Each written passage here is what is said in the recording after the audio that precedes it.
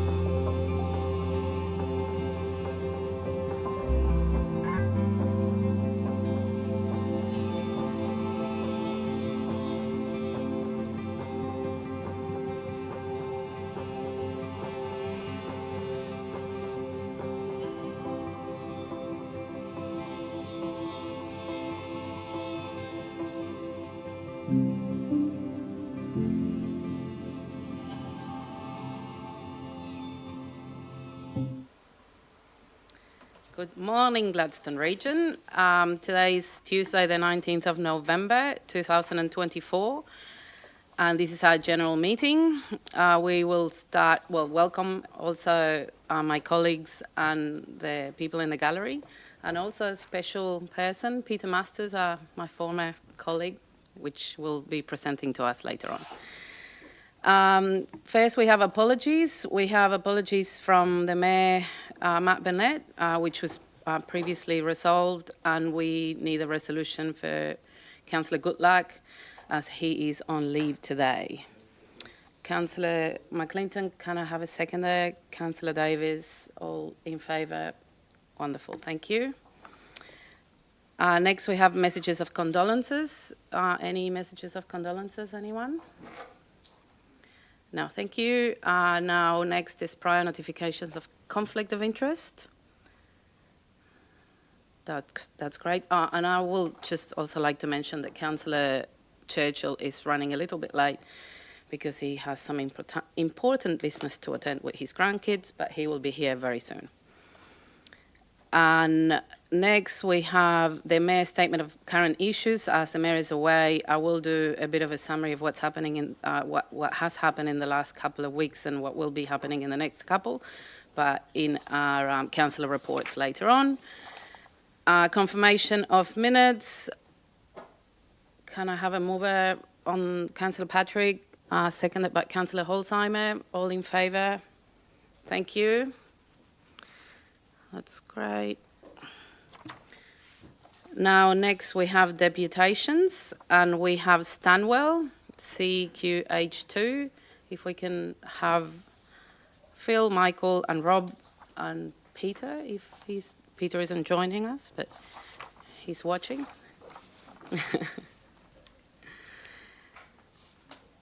And wonderful. So whenever you want to start, thank you.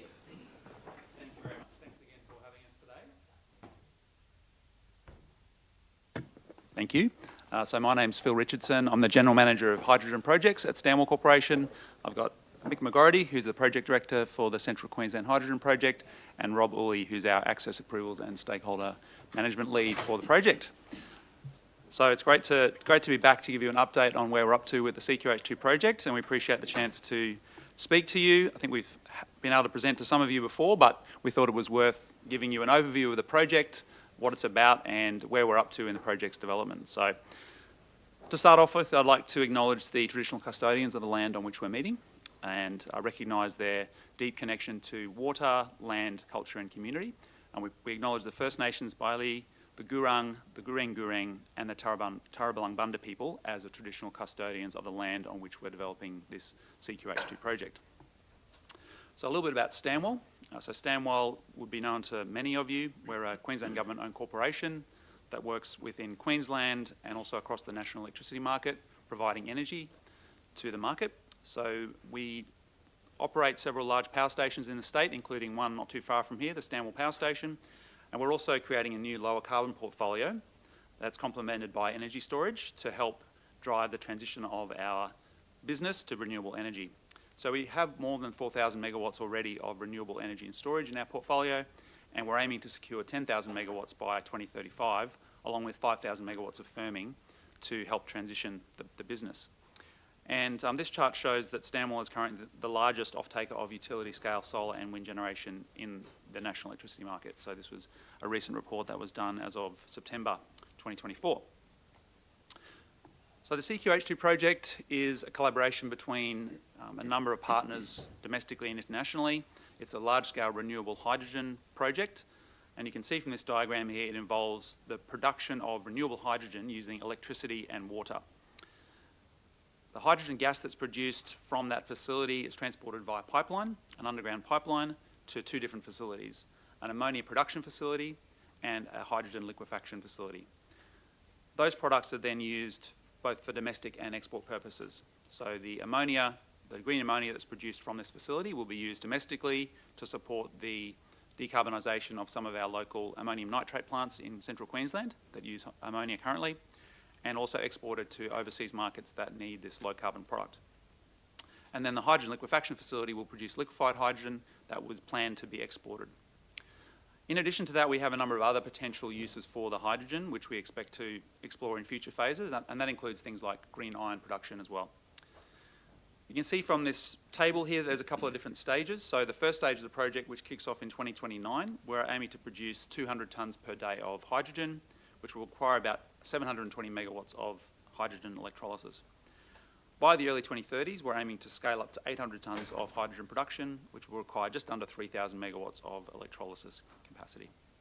So I've talked already about what the project involves, the key elements, and of course the final element, which is very important, is the development of ship loading facilities at Gladstone Port to enable the transportation of that liquefied hydrogen and ammonia synthesis. One point to note is that the ammonia synthesis plant is a new part of our project. So we've always had as part of our plan, and last time some of you might remember, we talked about the supply of hydrogen for an ammonia production facility that was being developed by a separate consortium of companies, some of whom were in our consortium. Recently, we've just made the decision to incorporate that ammonia plant into our project scope. So it enables us to better coordinate and facilitate that overall supply chain. So it's definitely an improvement to the project to bring that into the scope of the project. So that's a change worth noting. Move on to the next slide. So this gives you a map showing the production supply chain in central Queensland. So on the left-hand side of the screen is the hydrogen production facility. That's in Aldoga. The site there in Aldoga is a 235 hectare site that's currently owned by Economic Development Queensland, and we've secured that through an option to purchase. So that's where we'll be producing the hydrogen. Then we'll transport the hydrogen using the gas pipeline, which is the green line, which will run through from there through to the port. We'll be connecting the hydrogen production facility into the grid and sourcing some of our renewable energy from the Aldoga solar farm that's currently under construction.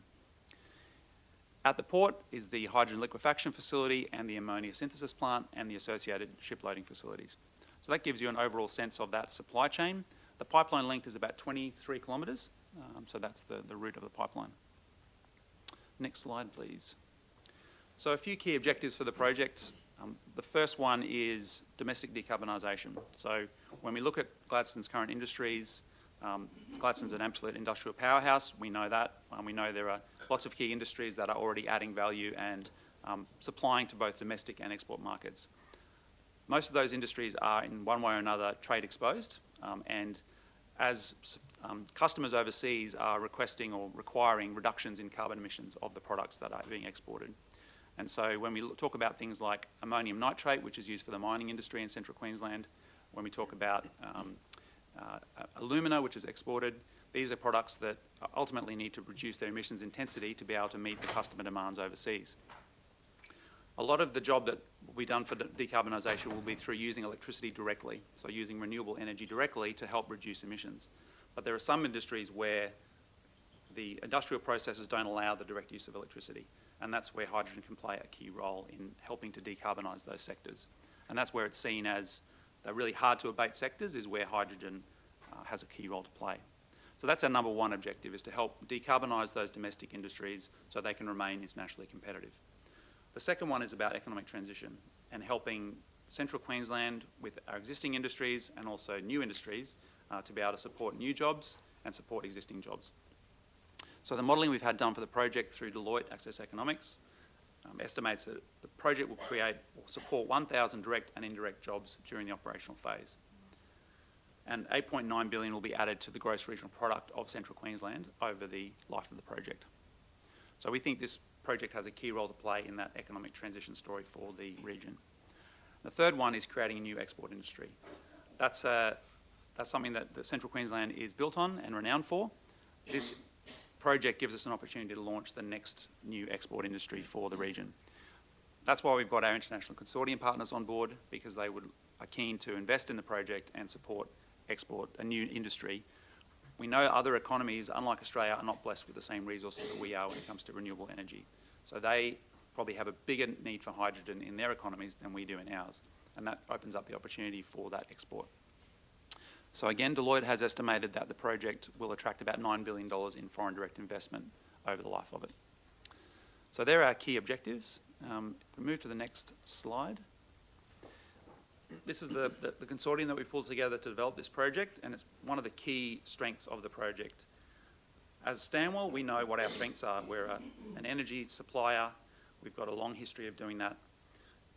We know we can't do this whole project ourselves, and that's why we've worked together with a consortium of 3 other companies. Those are Iwatani, who are a Japanese industrial gases company. They've got several decades of experience in operating hydrogen plants in Japan. They're the largest supplier of hydrogen in Japan at the moment, about 70% market share. So for them, being able to access low carbon hydrogen is a critical aspect of their business transition, but also they are working closely with the Japanese government as one of the key companies that is driving Japan's move into hydrogen. So that expertise really complements Stanwell's very well. Then we've got Marubeni. They're a large trading house, one of the major Japanese trading houses. They have investments and businesses across the world, including in energy, and they've got a whole focus on hydrogen as well. So their significant investment capability, their ability to attract capital, their expertise in project development are things that are harnessed in this project. And they also, like Iwatani, are a potential user of the ammonia. Keppel are the third consortium partner, so they're a Singaporean company. They're part of a broader conglomerate, the Keppel Group. They're best known initially as the shipbuilders in Singapore, but now Keppel is a conglomerate with multiple different business lines. One of those is an energy business, so they operate about 1,500 megawatts of gas-fired power generation in Singapore, and they're looking to import low-carbon ammonia into Singapore to help decarbonise power generation, but also using in shipping as well, in bunkering, so as fuel for shipping. Then in addition to that, we've got Incitec Pivot. So Incitec Pivot have signed an MOU with the CQH2 project with the intent of joining our project. So we signed that back in September, and we're working to formalise that now through our participation agreement. Incitec Pivot are the company that operates those ammonium nitrate plants in central Queensland, so one in Mara and one in Moranbah. And so these are potential users of the low-carbon ammonia from our project. So an excellent addition to the project. In terms of where we're up to as a project, we've done several stages of work. We finished our feasibility study in 2022 and commenced our FEED study last year. And we've been supported by a total of $117 million. $82 million of that has come from our consortium members, so real investment by the private sector into the project and into Australia's hydrogen industry. $20 million from ARENA, the Australian Government Agency, and $15 million from the Queensland Government. So we're well advanced now in our FEED study, and we'll give you an update on where we're up to in a minute on the FEED study. I think that is it from me. I'll hand over to Rob. Yeah, there's a bit of a slide on where we are from a stakeholder engagement perspective. Oh, sorry. Thank you. You did tell me at the start to move the mic around. So we've been doing extensive community engagement since 2022. We utilized Woolley Parsons to support us in that, and we've met with 31 focus groups, 60 participants, and 39 community organizations. In addition, this week we are doing further stakeholder engagement due to the project changes, as Phil mentioned earlier. So we have another week, probably another 6 sessions with the community. Share, be transparent around the project, and also if any of those changes to the project has any impacts to the community, we'd like to hear that too. So some of the community engagement outcomes that we've seen so far is that the community is positive about the new industry coming into Gladstone. They really want to see the project attract and retain families to the Gladstone region, but they do see a couple issues around the attract and retain, which is no different to any other regional towns. This is affordability and adequacy of housing, childcare and schools, so spouses can work, and access to healthcare. So those are the key bits. We're currently working through how the project can support the region so that we're not having undue impact and doing the right thing by the community. In addition, we've been meeting with the traditional owners and First Nations people of the area. We've started talking to them back in 2022. We've signed an MOU to get a pathway to an ILUA and Cultural Heritage Management Agreement. We've done considerable amount of cultural clearance as well for the Aldoga site for the hydrogen production facility, and we've also done a number of surveys along the pipeline route. You've probably seen us more and more in the community. We're sponsoring a number of events, and of course we've got Peter Masters, who is our local representative for the project here. So we'll continue to do that, and you know, if anybody has any questions on the project and wants to have a coffee, Peter's always available for a chat. Yeah. I might pass this over to Mike. Thanks, mate. So we're in our front-end engineering and design phase, so we're quite a while away from procuring any major packages, so probably 9 months before we start procuring, you know, earthworks, civils packages, procuring the major pieces of plant equipment. But that doesn't mean we're not doing a lot of procurement work. So we've got a procurement strategy and a procurement plan which detail exactly what we need to do, including some sort of fairly detailed information around local content. We're a state-owned organisation, so we have to comply with all of the Queensland procurement policy objectives around local content. And I think any major project has its own local content requirements anyway, which, you know, tend to go above and beyond what the legislative requirements are. And ours certainly do that. At this stage, what we're doing on the ground is we're engaging with the local contractors. We're engaging with the Gladstone Industry Leadership Group and the GEA just to gauge that appetite and capability and help work with certainly the local contractors and the GEA around where we have capability and where we have potential gaps in capability that could be filled to enable the project to use more local resources. Some of the equipment we need, will not be able to be produced here. There'll be services that aren't available through local supply chain. Some of those services could potentially be provided, and obviously there's quite a lot of capability in the local industry that we want to lean on pretty heavily. But obviously working with existing local industries to ensure that we're not creating some of the issues that were caused during the LNG boom, where we're poaching staff and poaching resources away from the existing industry. So we want to ensure that we come here and we have a positive impact on the community, and that also applies to our procurement. So it's maximising local benefits without our attempts to maximise those local benefits causing issues to existing businesses and the community, which is quite a fine line to walk. But we've got as I say, a pretty detailed strategy around how we do that. I think the engagement so far has been incredibly positive.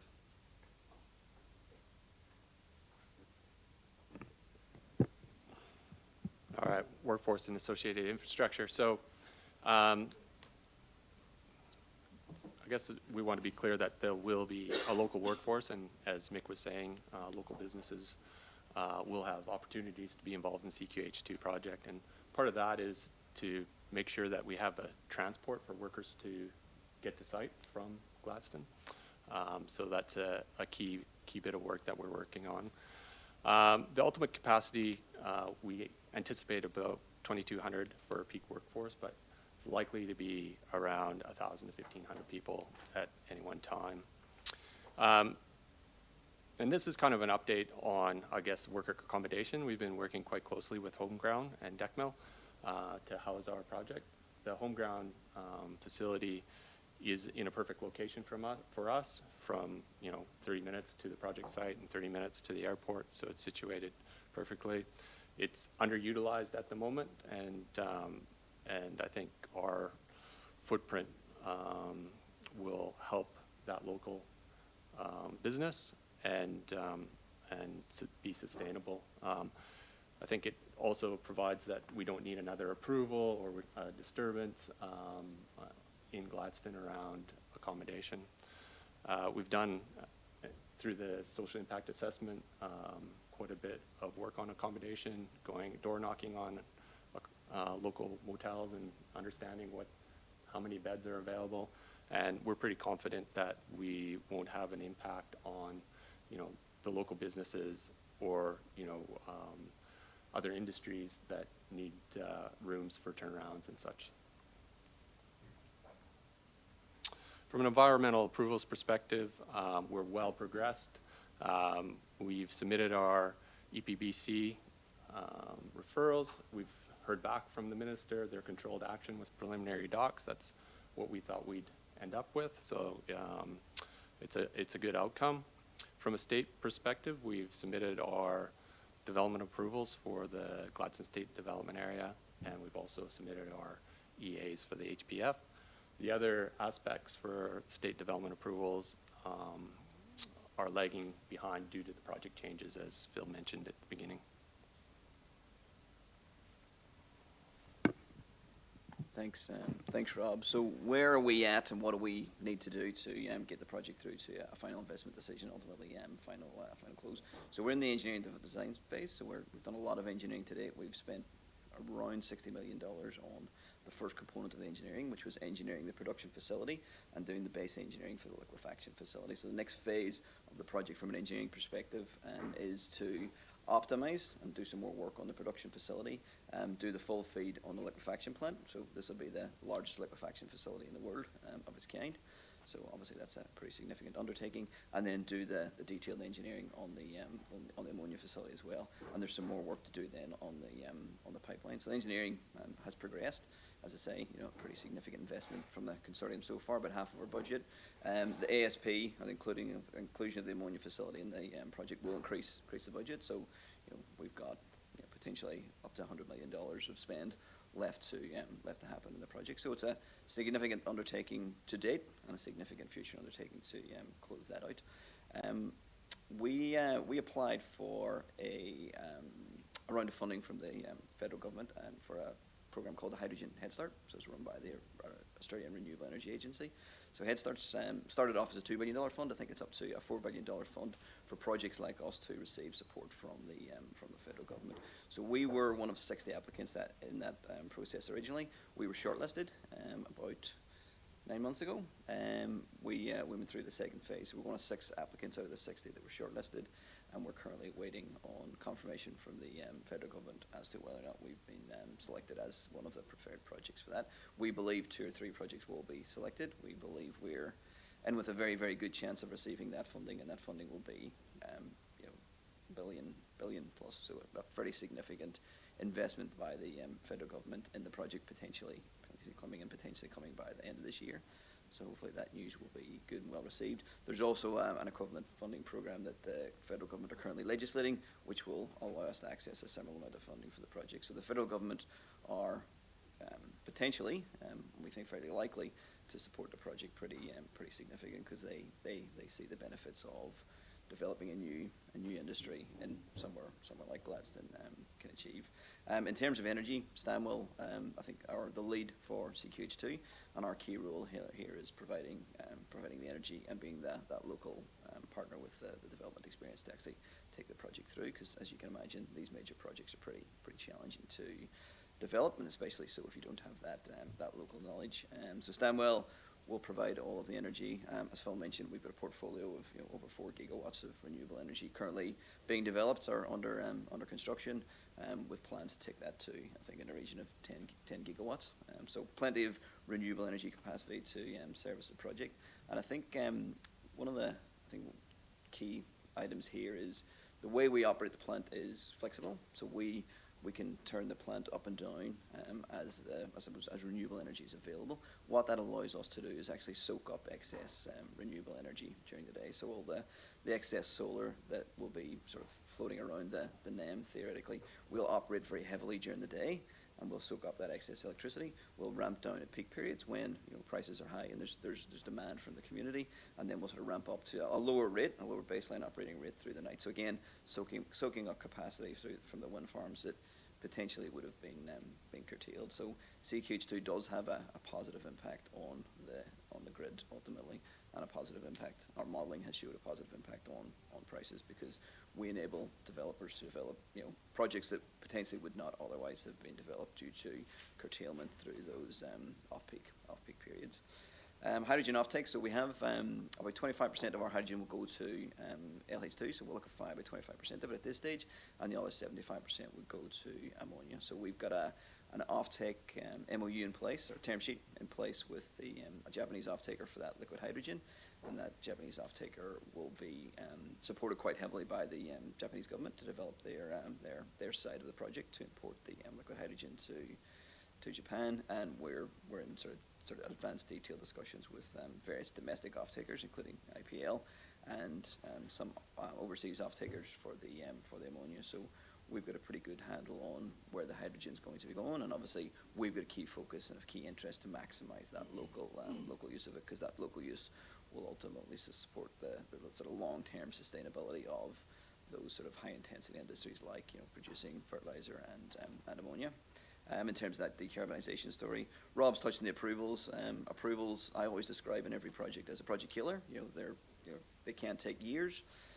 Projects tend not to be able to deal with approvals that have been delayed by years. So we've got a very, very strong approvals team led by Rob, and we're ahead of the game in terms of getting our approvals in. So it's the first project I've ever been involved in where the approvals aren't the biggest risk. They're way down the list in terms of things that we need to deal with. Rob's also touched on the engagement with First Nations, so we've progressed that pretty well, and we've got a meeting with the PCCC, I think back up here next week in Gladstone. So those discussions have been so far very positive, and we plan to, I think Rob touched on it, support local businesses. We plan to support the local community as we should, and obviously the First Nations people are a part of that, part of those plans. In terms of third-party infrastructure, so this project will need increased transmission capacity. I think Parlink have, and I was at their annual network forum on Friday, and they've got significant plans. And Gladstone's the key focus for Parlink at the minute in terms of planning around what happens with, you know, Gladstone in the future with an aging Gladstone power station and all the renewables that are coming online. And hydrogen projects were a key part of how PowerLink strategies, or the strategy PowerLink have to deal with those, you know, potential future changes. So I thought that was quite positive. GOB, we've engaged pretty heavily with GOB for the last couple of years. We've got a water supply agreement under negotiation for the water that we need for the ultimate capacity. So first stage will be about a quarter of that. So that's well in hand, and that will obviously, just like the PowerLink work, lead to investment in the local community for, you know, water infrastructure. And I think from where we are out in Aldoga, not a huge population area, but, you know, the water infrastructure out there to service those existing businesses, as we understand it, does need some upgrades. So I suppose our project and projects like us will help support those upgrades to that infrastructure. And obviously GPC are the sort of final piece of the puzzle there. We are planning to be based on the sort of Northern Trade Precinct, or Fisherman's Landing as GPC used to call it.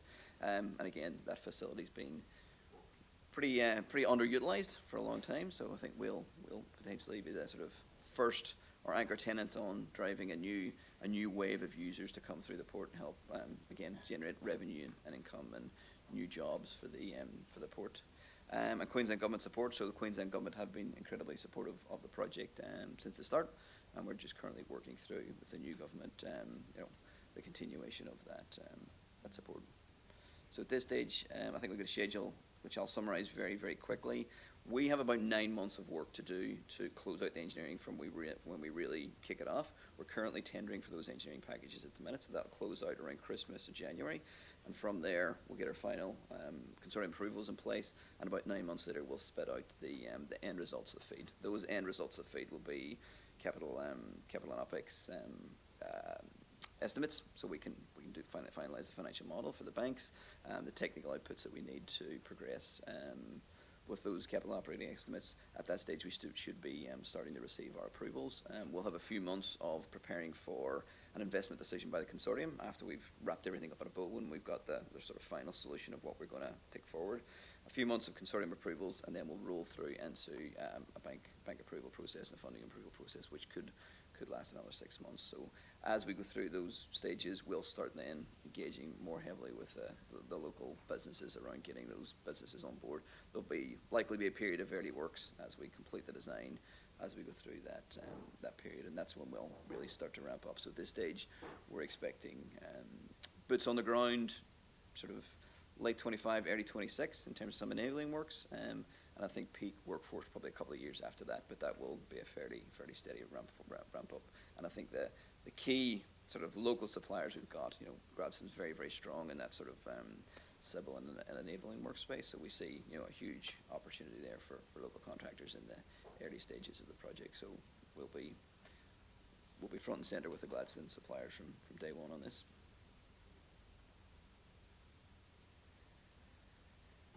That's it from me. That's great. Do we have any questions? Councillor Davis? Thank you. That was really informative. You probably can't answer this, but with the peak workforce, obviously a lot of them are going to be FIFO. Do we envisage how many local jobs and apprenticeships it might sort of eventuate? Well, I think we're still working through the exact targets, so I think as many as we can. You know, it's a key part for us is, you know, onboarding new resources for the industry. This is a new industry. This will need new skills. So there'll be people who can transition from, you know, coal-fired power stations or existing work on LNG plants and aluminum smelters. So there's a transition piece. There's also a new industry piece. So the skills that are transferable aren't completely transferable. So there'll be a huge amount of training involved in whatever we do. Yet we've got large ambitions on the apprenticeship and training front. The exact numbers we don't know. I think if I had to answer it as much as possible, you know, as many as we can. I think we won't be restricted by what we can do. We'll be restricted, I think, by what's available.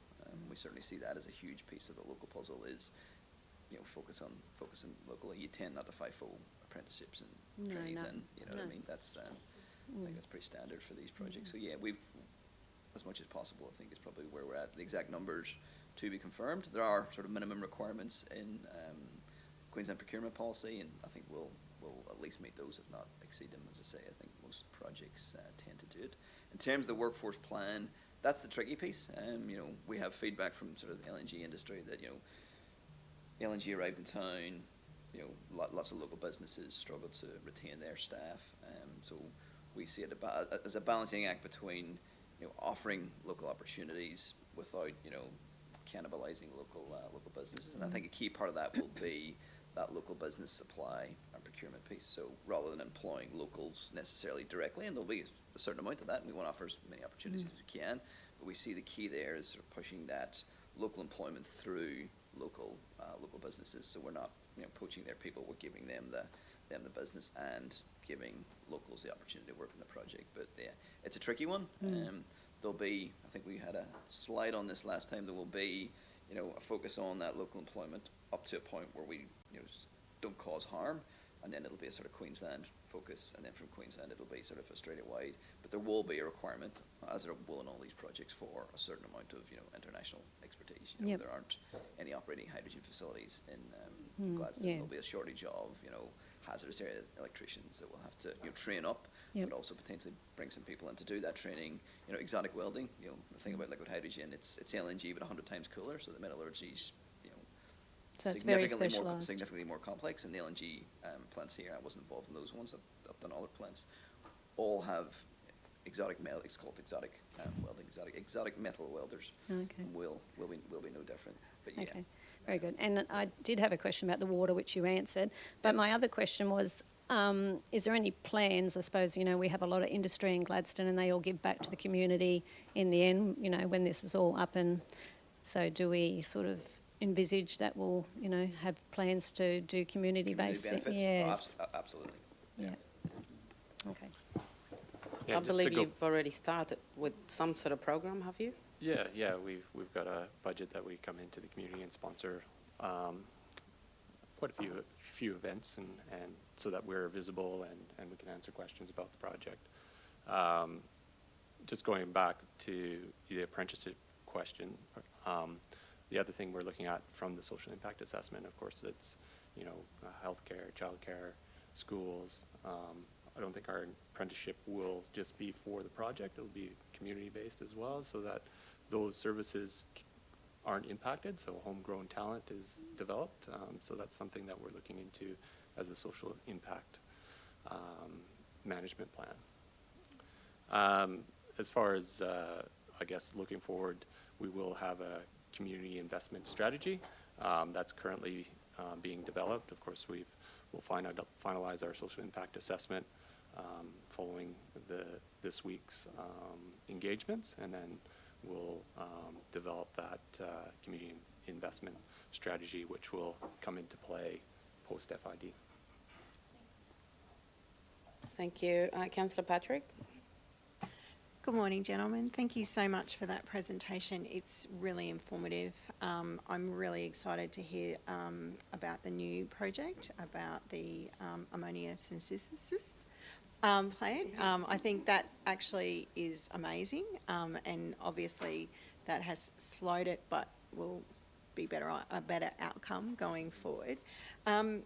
You were just mentioning that you are very supported by the state government, but we have had a change in our state government.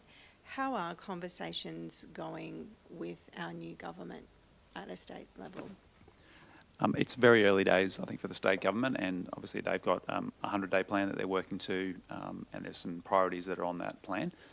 And so I think that's basically the answer. It's early days. Yeah. We haven't commenced those discussions in detail. As you can imagine, there's a whole range of things in the energy sector that the government's interested in. So yeah, it's early days, but there's a number of elements there where, for example, the government supported the emissions reduction legislation that went through.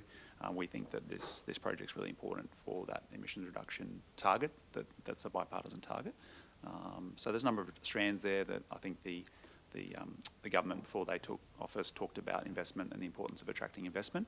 Yeah. And this project certainly has a huge potential to attract investment as well. So they're the kind of things that we're talking to the government about. Excellent. Just another question that I had. You've explained that you've been in contact with your consultation with GEA and with the Gladstone Industry Leadership Group. Have you spoken with our Chamber of Commerce? Small business will play an integral part in this development as well. Just wondering, have you reached out to them at all? Yeah, so Pete Masters has Yeah. been involved, Sorry. and he's getting around Yeah. to all the groups in Gladstone and make sure that everybody's aware of the project and giving them updates. And of course, when we go out to public consultation, we invite all members to come and join us. Oh, sorry, I've got another question. Sorry, I'm firing the questions this morning. You were mentioning in your presentation about the federal government grant. So, yeah, that you've applied for, which you're successfully getting through. If you're unsuccessful in that application, how does that affect what you are doing right now? So as Mick was saying, with the Hydrogen Head Start program, there's two rounds of it. So we've applied to the first round of that program. If we were unsuccessful in the first round, we could apply for the second round. Okay. So that would be our strategy there. And I think the approach that the Australian government's taking with that funding is looking at what are the projects that are most advanced. I mean, that's why they call it Head Start, I guess, is they're looking at what are the projects that are most advanced and that can get to market the soonest. And we certainly think that because of the work we've done on our feed study, we're one of the most advanced projects. So, if we weren't successful in round one, we could apply for round two. In terms of how that would impact us, it probably would delay us a little bit, would be the impact. So we would need to, because of course, the expenditure Mick's talking about, we need to do the expenditure at the right time when we've got the certainty that we need. So it would probably slow us down a little bit, but we would have a second bite of the cherry if we missed out on the first one. Okay. My fingers are crossed that everything goes to Thank plan you. and that And this toes, and this toes, goes please. well. And toes, yeah, that's right. Yeah. Everything you can. We're pretty confident we're as Phil mentioned, if not one of the advanced Yeah. projects there. So. Yeah. Could you Thank you. expand, as in, do you know which other projects are in the shortlist? Yes, list? so there are 5 other projects. There's 2 Western Australian projects. One of them is a project by BP. It's a lot smaller, so it's about 100 megawatts compared to our 700 megawatts. So we think that's probably quite a strong project, but in some way it's not mutually exclusive. They could get funding alongside us because it's a smaller project. There's a very large project in Western Australia which is probably not as advanced, but is promising, but it will take a few more years to develop. So it might be. We'd suggest it was a good one for the second round, of course, but we don't get a say. So it's and then there's a couple of projects in New South Wales. One of them is a small 50 megawatt project that's supplying to an ammonia facility. So that's the one that there was some media around, the Origin and Orica project. Origin actually withdrew from that project, so not sure how that's going to impact it. There's another project in New South Wales being developed by a Korean company. It's quite a large project, but probably not as developed. It's a bit earlier stages. And then there's a project in Tasmania, which is I think it's a liquid fuels project being developed by a developer. So, and it's about 160 megawatts. So in terms of the large scale projects, I think we're quite well placed. And then you've got those smaller ones that I think could probably be funded alongside us, and you'd be able to fit that into the budget. So again, if we had a say in how they split up the money, we'd recommend that. And when is this outcome likely to be? I think you did. Was it at the end of the year? It was going to be in October, but it's been delayed a little bit. So I guess we know there's a federal election coming and things like that. So we don't know exactly, but we think it's the end of this year. But so we don't control that at all. So we're waiting like everyone else to find out when it's going to be. And when you do find out the outcome, that would be good to share with our community as well. Well, I'm sure that if we're successful, I'm sure that the federal ministers and others involved would be up in Yes. Gladstone Yes. in a heartbeat to make Excellent. the announcement. So yes. Awesome. Thank you so much. Thanks. Thank you. Councillor McClintock, you're up. Thank you very much. I had a little bit of my science is not strong. I'll premise it by that, and I might be getting on the verge of the extent of my understanding. But H2O is what you're starting with, and you're ending up with hydrogen is the plan. I spoke with a mayor down south a little further who are actually in the production of oxygen as a product. Is there, I don't know how the whole process works, but is that an opportunity down the line that you guys have, or what happens to the oxygen? Is there a way to get that off, or is it burnt? Is it Yeah, like, we what's that would look love like? to be able to reuse the oxygen that's produced, because as you said, we're basically splitting a water molecule, and we've got the hydrogen gas and then the oxygen. So we would love to use that oxygen. The challenge with oxygen, it's probably even harder than hydrogen to actually store and transport. And so to be able to reuse that oxygen, you probably need to be co-located with a facility that could use that. So, for example, a water treatment plant, you could reuse it in that. The demand would be very low as well compared to how much we're producing. So for us, it would be a great thing to be able to have, but I think given our location, that issue about transporting the oxygen is probably the biggest challenge we've got. So yes, we're open to it. We've had a few discussions, we've had some investigation, but at the moment it looks like it's not something we're going to have on phase one. So that oxygen will be vented. So yeah, not a scale. I think there'll be a little bit of reuse and being able to provide it, but yeah, as Phil mentioned, it's a lot of oxygen. You can't really pipe it. Yeah, because it's so explosive. Yep, and such a potential opportunity for potentially, down if we the had line. a user that was either near us or where we could find an efficient way of transporting it, then yes. Yeah, great.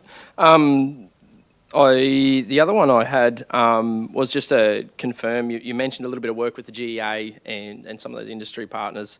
Are you using like the Connect Supplier platform and stuff like that? How are you engaging in that phase as getting our industries and stuff? Is that something you're doing? What does that look like? GEA and the other discussions are face-to-face. Pete's probably more involved in those than I am, and we've got a team who come up here regularly, so our construction team and our procurement team. The platform we're using,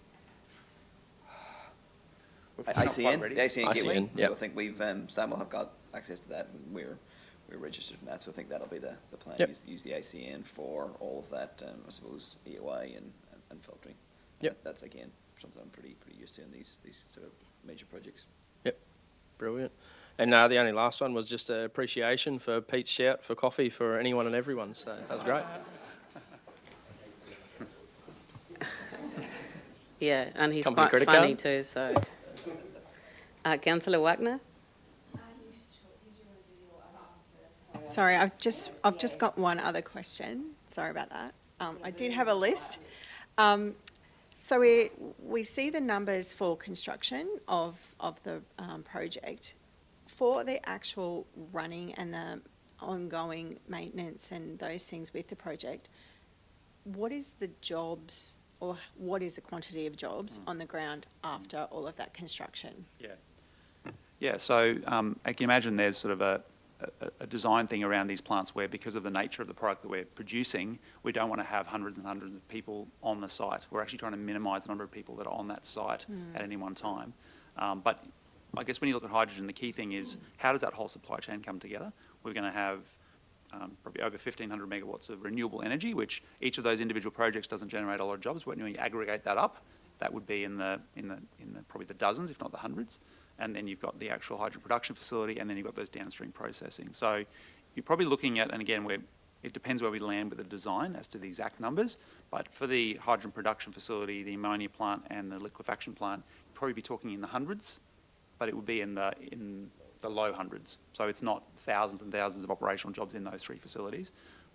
But our modelling suggests it's about 1,000 jobs overall, direct and indirect jobs that it will support in the broader region. So that's the number for everything. But of course, some of those won't be even in the project directly. There'll be other people that are in those supporting industries that help support the ongoing operations. So, Thank you. No worries. So about like LNG plants, lots of shutdowns and lots of support Yeah. outside of the actual operators on the ground, which isn't massive. Yeah, no, that's. Ammonia probably is the biggest Yeah, employer biggest involved in terms of boots on the ground. I think it's just good for us to know as councillors as well, when we're out in community talking about job creation, exactly the numbers that are being looked at. So thank you. Thank you. Now, Councillor Wagner? Yeah, good morning, gentlemen, and thank you very much. It was enlightening. I do have a couple of questions, and I'm a bit like Simon in terms of my knowledge of all these chemicals and what have you. I'm just wondering a couple of things in terms of your plans. How are you mitigating risks? I'm talking about transportation of hydrogen, ammonia. Obviously, there are risks with that. And I'm just wondering, in terms of your particular business, also, what sort of experience do you have in managing that? Because particularly ammonia can be quite toxic. Yeah, so we do use those products in small quantities in our power stations. Power stations actually do have a bit of both. But Stanwell don't. It's not our business. We don't produce ammonia. We don't produce hydrogen. But our partners do. So IPL are biggest producer of ammonia in Australia. So they would manage the ammonia facility. Ammonia facilities are based on hydrogen, so they've got an inherent knowledge of hydrogen and I suppose the risks around hydrogen. And Iwatani, so the Japanese company, as Phil mentioned, produce 70% of Japan's hydrogen. So they're one of the largest and most competent users in the world. So those two companies would, I suppose, form the basis of our operating model. Stanwell, I suppose, would provide resources. Those companies would provide resources and the knowledge, and together we'll develop an operating system that ultimately will have to be approved by the major hazardous regulators. So production facility, the pipeline, and both the end-use facilities are all MHFs, so they're all major hazardous facilities. So we'll have to develop and present a safety case to the MHF. We'll have to comply with State Code 21, just like existing facilities, LNG facilities, and the existing ammonia set up down on Fisherman's Landing. So that will all be very highly regulated and very highly approved. Transporting hydrogen, we probably won't transport a huge amount of hydrogen. The hydrogen would be piped. It's quite light, so if the pipe leaks, and there'll be sensors and leak detectors on that. So if the pipe leaks, we'll shut down production and we'll know pretty quickly if it leaks. But if it does leak, it's so light it tends to vent up pretty quickly. There may be a small amount of hydrogen trucked out of the production facility, but probably not a huge amount. And it's like trucking LPG, same sort of issues. The benefit of hydrogen over LNG or LPG is hydrogen doesn't. LPG and LNG will sort of hover at ground level because of the density. Hydrogen will actually vent and shoot up pretty quickly. So I think that's one of the key risk mitigants. As we produce it, these plants have sensors all over the place that detect any potential leaks. They're well vented to encourage the hydrogen to shoot up even more quickly than it would do naturally. So I think that's how you control the risks in the production. Ammonia, ammonia is used already in Gladstone and the region quite extensively, and IPL have got all of those systems and processes in place. A percentage of it, potentially up to half will be, transported, potentially transported on road, but those quantities would be replacing quantities that are currently transported by road. So we're not going to be producing any new hydrogen. We're going to be replacing currently hydrogen that's currently produced through fossil fuel extraction, if that makes sense. Yeah. So we're not adding any risk to the ammonia piece, and IPL are obviously quite experienced in that. We'll also have new facilities. The ammonia facilities in the state, probably in Australia-wide, are anywhere up to sort of 40, 50 years old. The facilities in Central Queensland are probably a bit younger, but those facilities are like cars. A car that you buy 20 years ago is a lot less safe and has a lot less safety devices than a car that you buy today. So the plants are inherently safer. The liquid hydrogen, at this stage, we probably don't see a local market for it. Australia probably uses 2 tons a day of liquid hydrogen. We'll be producing 60 to 80. So there's probably not a huge demand locally for that. In the future, potentially, that could be transported via road tanker, but again, it's a little bit like transporting liquid oxygen or nitrogen, which again is transported around the country pretty regularly. The liquid hydrogen will be mostly exported, so that I suppose that shipping risk is a bit like shipping LNG. There are a few other challenges with it because it's different, it's colder, but it's effectively the same concept, same types of ships, same safety standards and certification for those ships required. And the ammonia, again, like transporting it locally, ammonia is currently imported into Gladstone. All we're going to do is turn that around and actually export ammonia. Yeah, I'm just curious, with the ammonium storage facilities, how many of those are sort of in sort of Queensland or... I'm thinking more cyclone areas, like you're looking at climate change already, yeah, and the more, incidents of cyclones and what have you.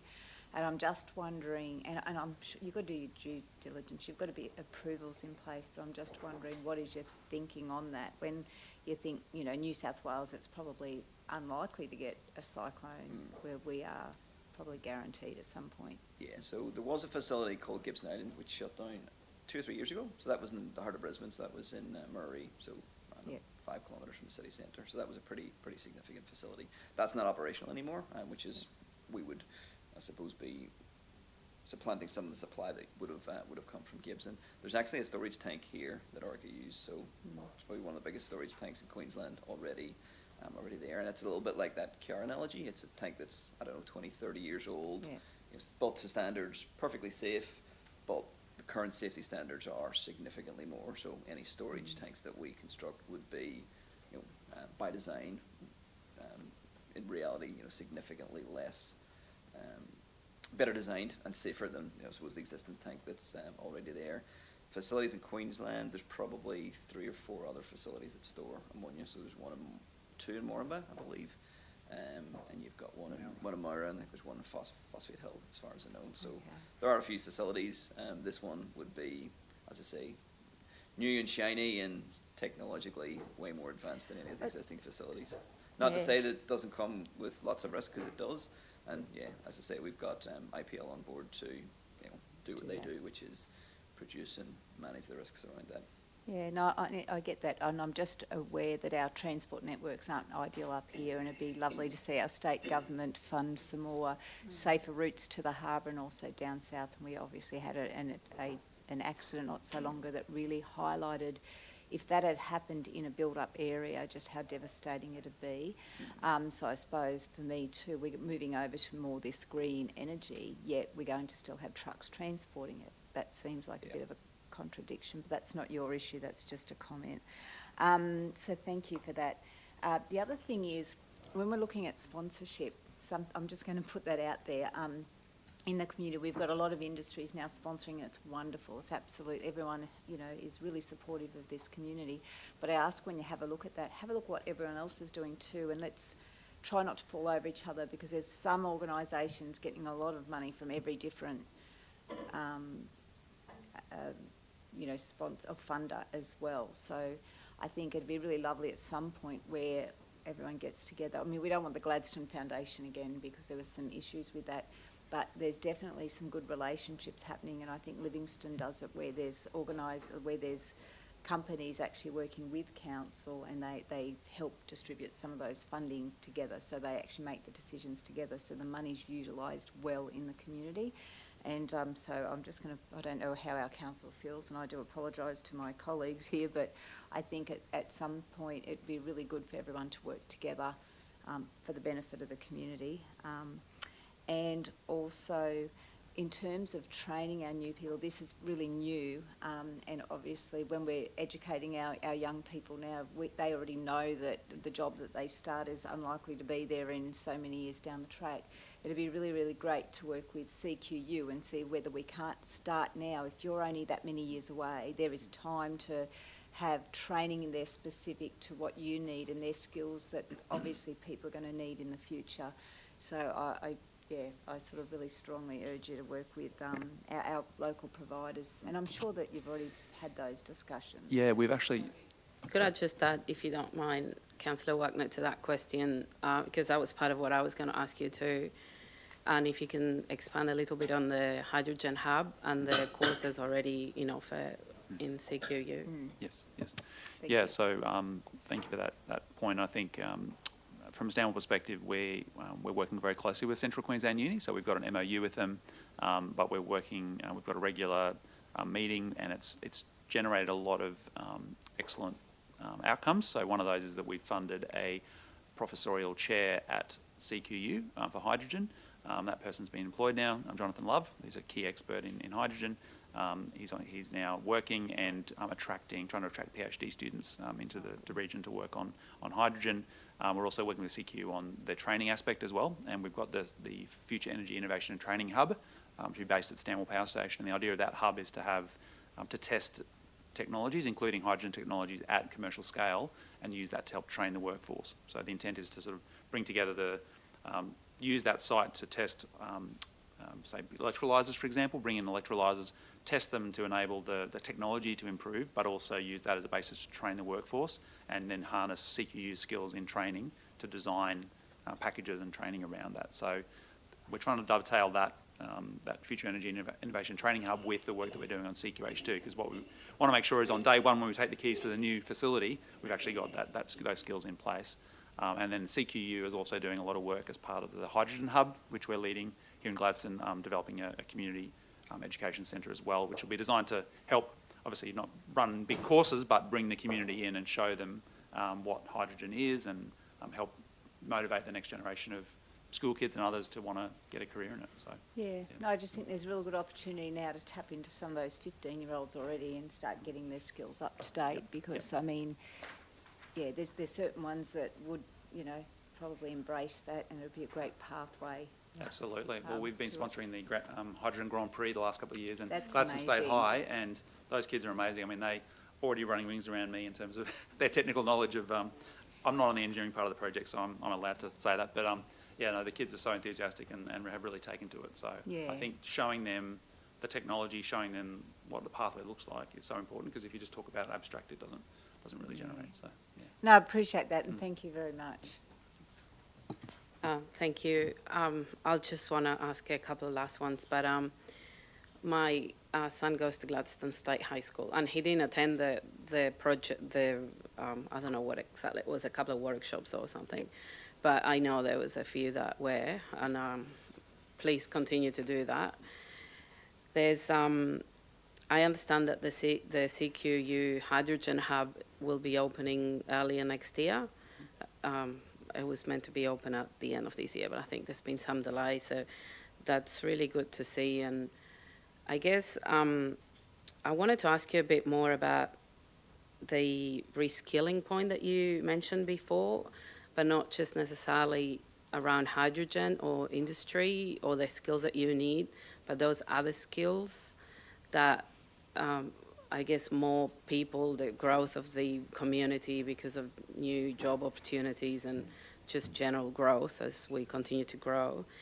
And because obviously we all understand that homegrown talent is more likely to stay as well. It's not just that, it's that retention of people around here, not just in your industry, but education, health more specifically, and any of those other trades that come in. So I don't know if I have been learning about some programs from the state government that might, encourage people to go into some of these places without having to pay. But what is the plans that you are thinking about in that area?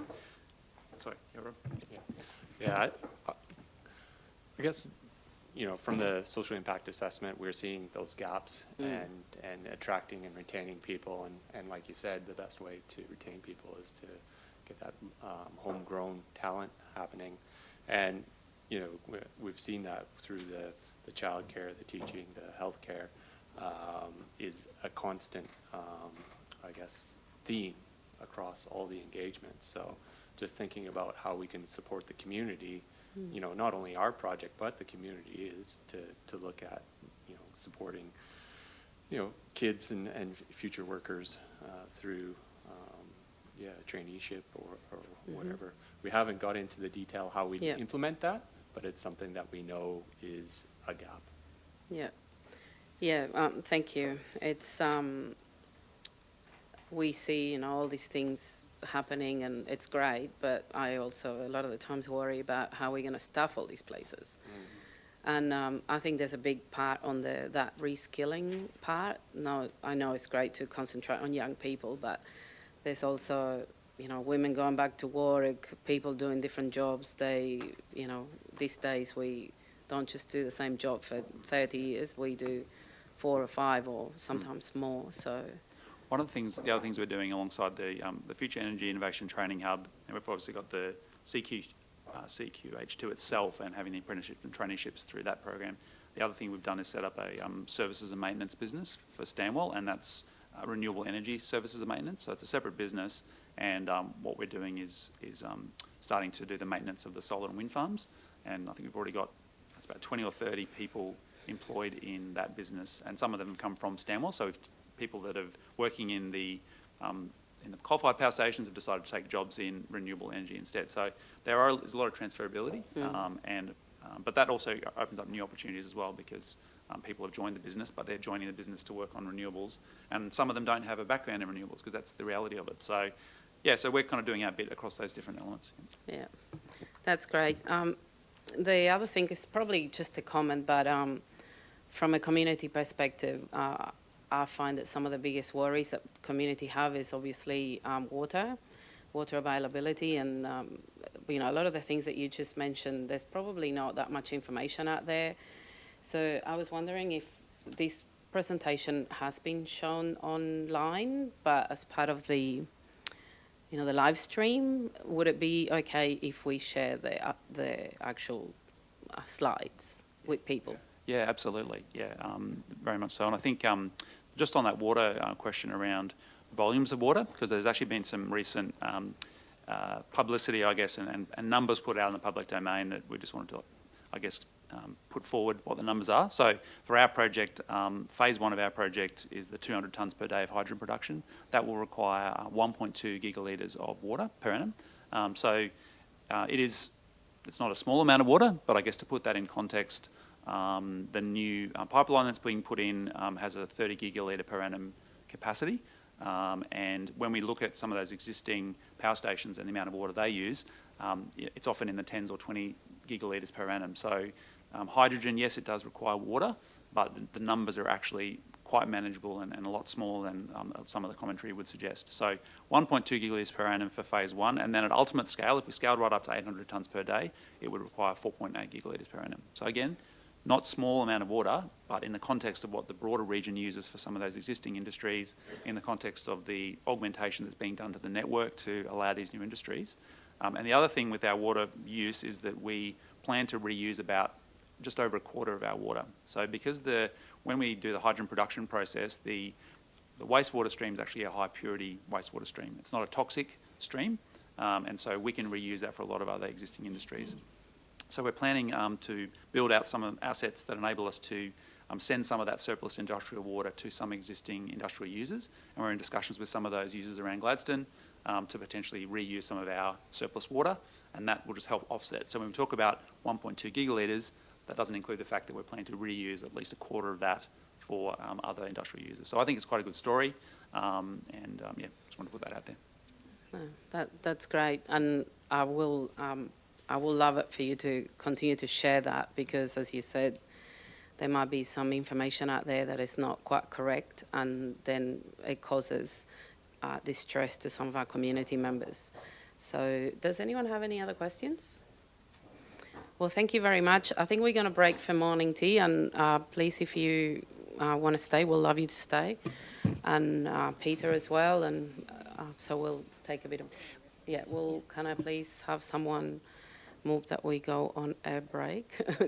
Sorry, the deputation. Yes. Can we please, what are we doing? That the deputation from Stanwell CQH2 be received. Councillor Wagner, and seconded by Councillor Holzheimer. And I say we'll see you in about 15 minutes. Everyone in favour? Yes. Thank you.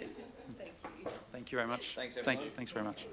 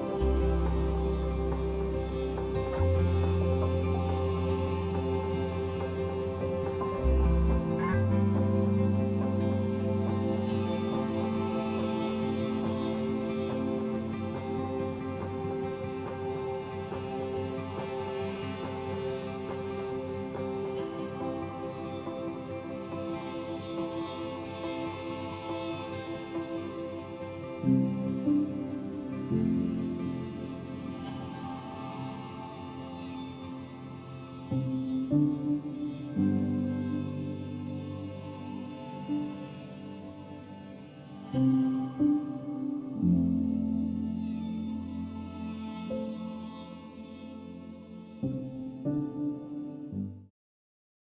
really like the variety because there's a lot of different parts of our region, and particularly in disaster space, I like that we're there for the community in kind of some of their worst times. We're able to assist. My role basically oversees and works with other emergency service agencies in town to assist the community in preparedness and then response and recovery following disaster events. I really enjoy working and living in Gladstone. We have great facilities here. People are really friendly. Council's a really good organisation to work for. Everyone's really committed to the community. I mean, we're all residents. We want to see what's best for the community happening. I do quite a few sports in town, so use a lot of our sporting facilities, as well as involved in the community theatre space, so getting to use the GECC, which we're really lucky to have. I do the community musicals, so we've done, I've been involved in Anything Goes, Legally Blonde, Carrie, and then also do foster caring through GPAWS, which is one of the animal rescue groups. Emma Catlin, Disaster Response Specialist for Gladstone Regional Council.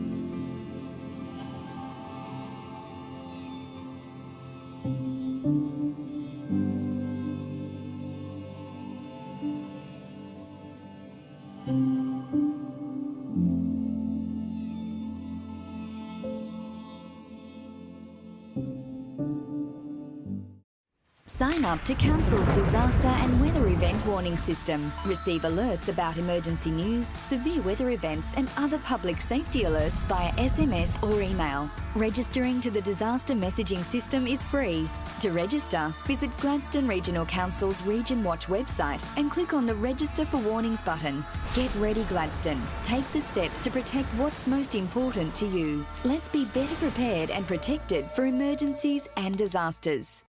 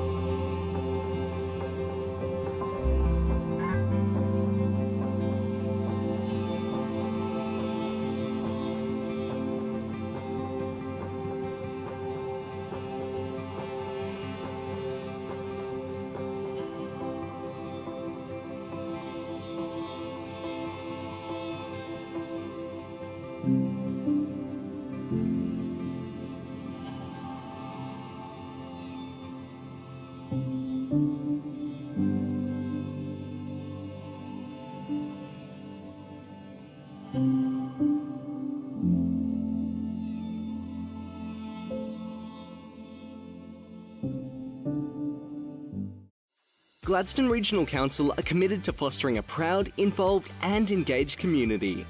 The Gladstone Regional Council Community Investment Program provides financial support to local community initiatives, projects and events which promote community connections, regional enhancements, community celebrations and community education. For more information on the Community Investment Program, visit gladstone.qld.gov.au. Gladstone Regional Council. Connect, innovate, diversify.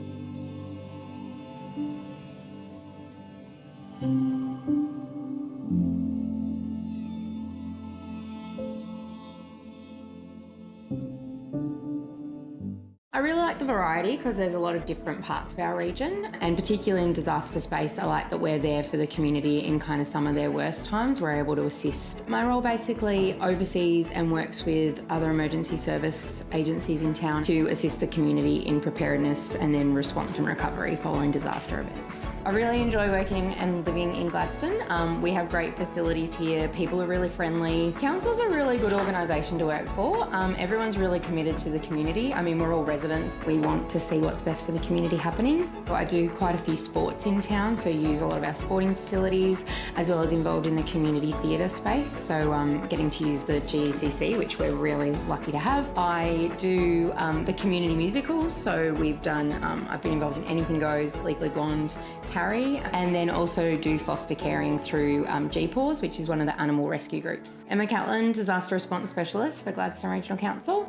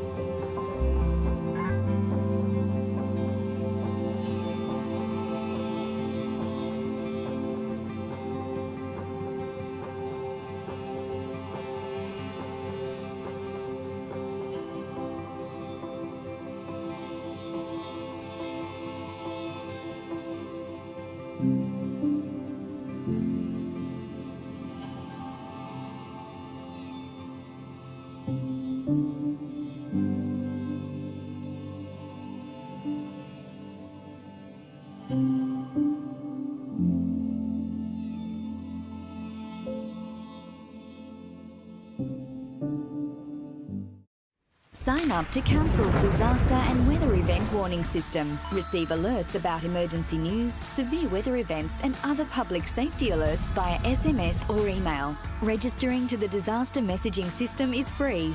To register, visit Gladstone Regional Council's Region Watch website and click on the Register for Warnings button. Get ready, Gladstone. Take the steps to protect what's most important to you. Let's be better prepared and protected for emergencies and disasters.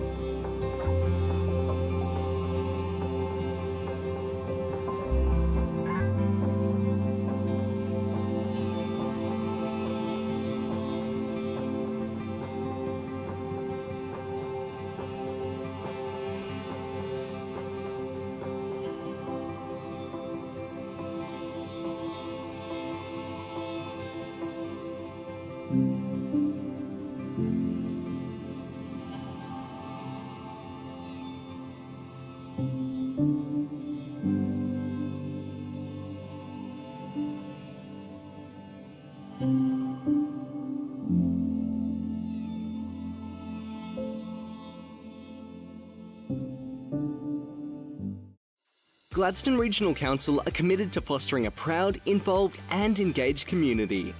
The Gladstone Regional Council Community Investment Program provides financial support to local community initiatives, projects and events which promote community connections, regional enhancements, community celebrations and community education. For more information on the Community Investment Program, visit gladstone.qld.gov.au. Gladstone Regional Council. Connect, innovate, diversify.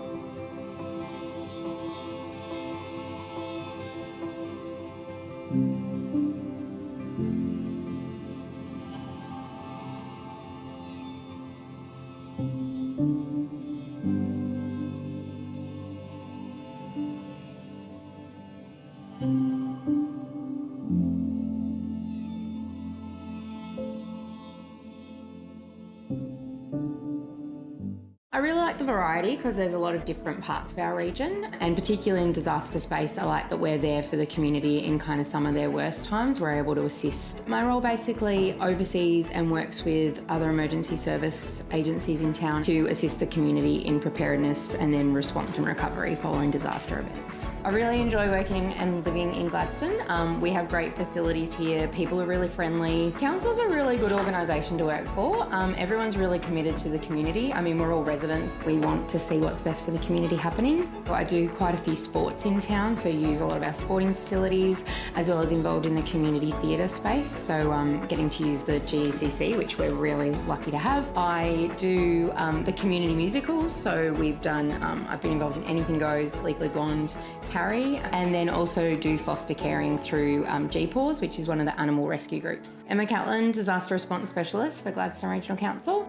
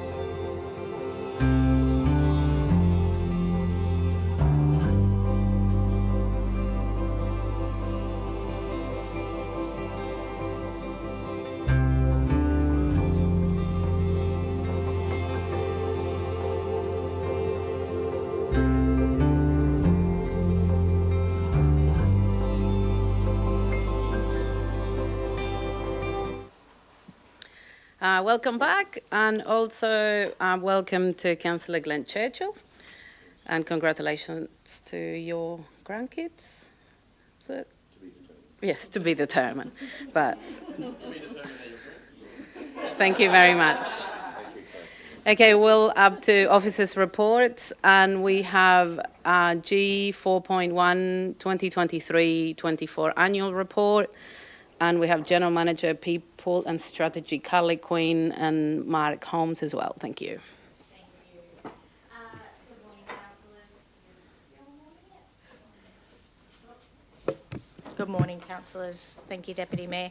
This is our annual storytelling piece. It is also a legislative requirement, but we choose to share our progress, our achievements, and also our challenges from the 23-24 financial year as a part of our commitment to our transparent communication with our community. It also includes the final audited financial statements as audited by the QAO, and the theme for this year's report is Proudly GRC. The annual report features many community stories that reflect this year's theme, with numerous examples of council working together with our communities, with our local businesses, with industries, with other levels of government and also other agencies, as well as working together internally to meet our community's needs. The report tells a story of the role that we play within our region, our role in ensuring livability for our 65,000 residents and their 17,000 pets, and our role in ensuring economic sustainability through maintaining and growing over 27,000 regional jobs and attracting over 560,000 tourists. It also gets into more details of specifically how our 48 core services all work towards delivering on the needs of our community.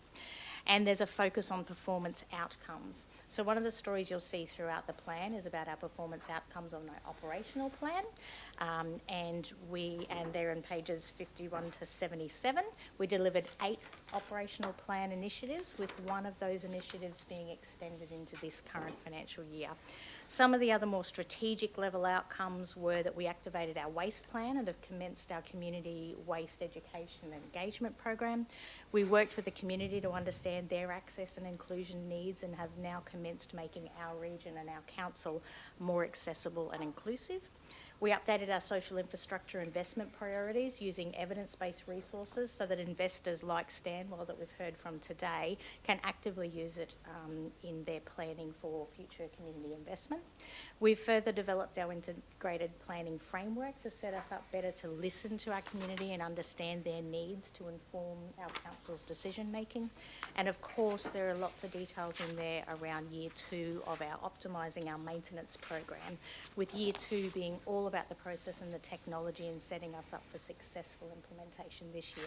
And I know this is about last year's plan, but I do want to say we are 16 days away from go live on the asset register, which is one of this year's milestones, but the work that you see in this plan sets that up for success. And I'll also hand over to Mark Holmes, General Manager, Finance, Governance and Risk, to talk about the finance. Finance, not finance. Morning, Councillor.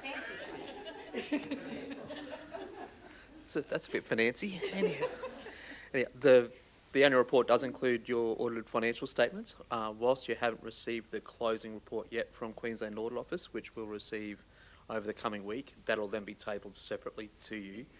It certainly does have the endorsed financial statements that were signed off on the 18th of October.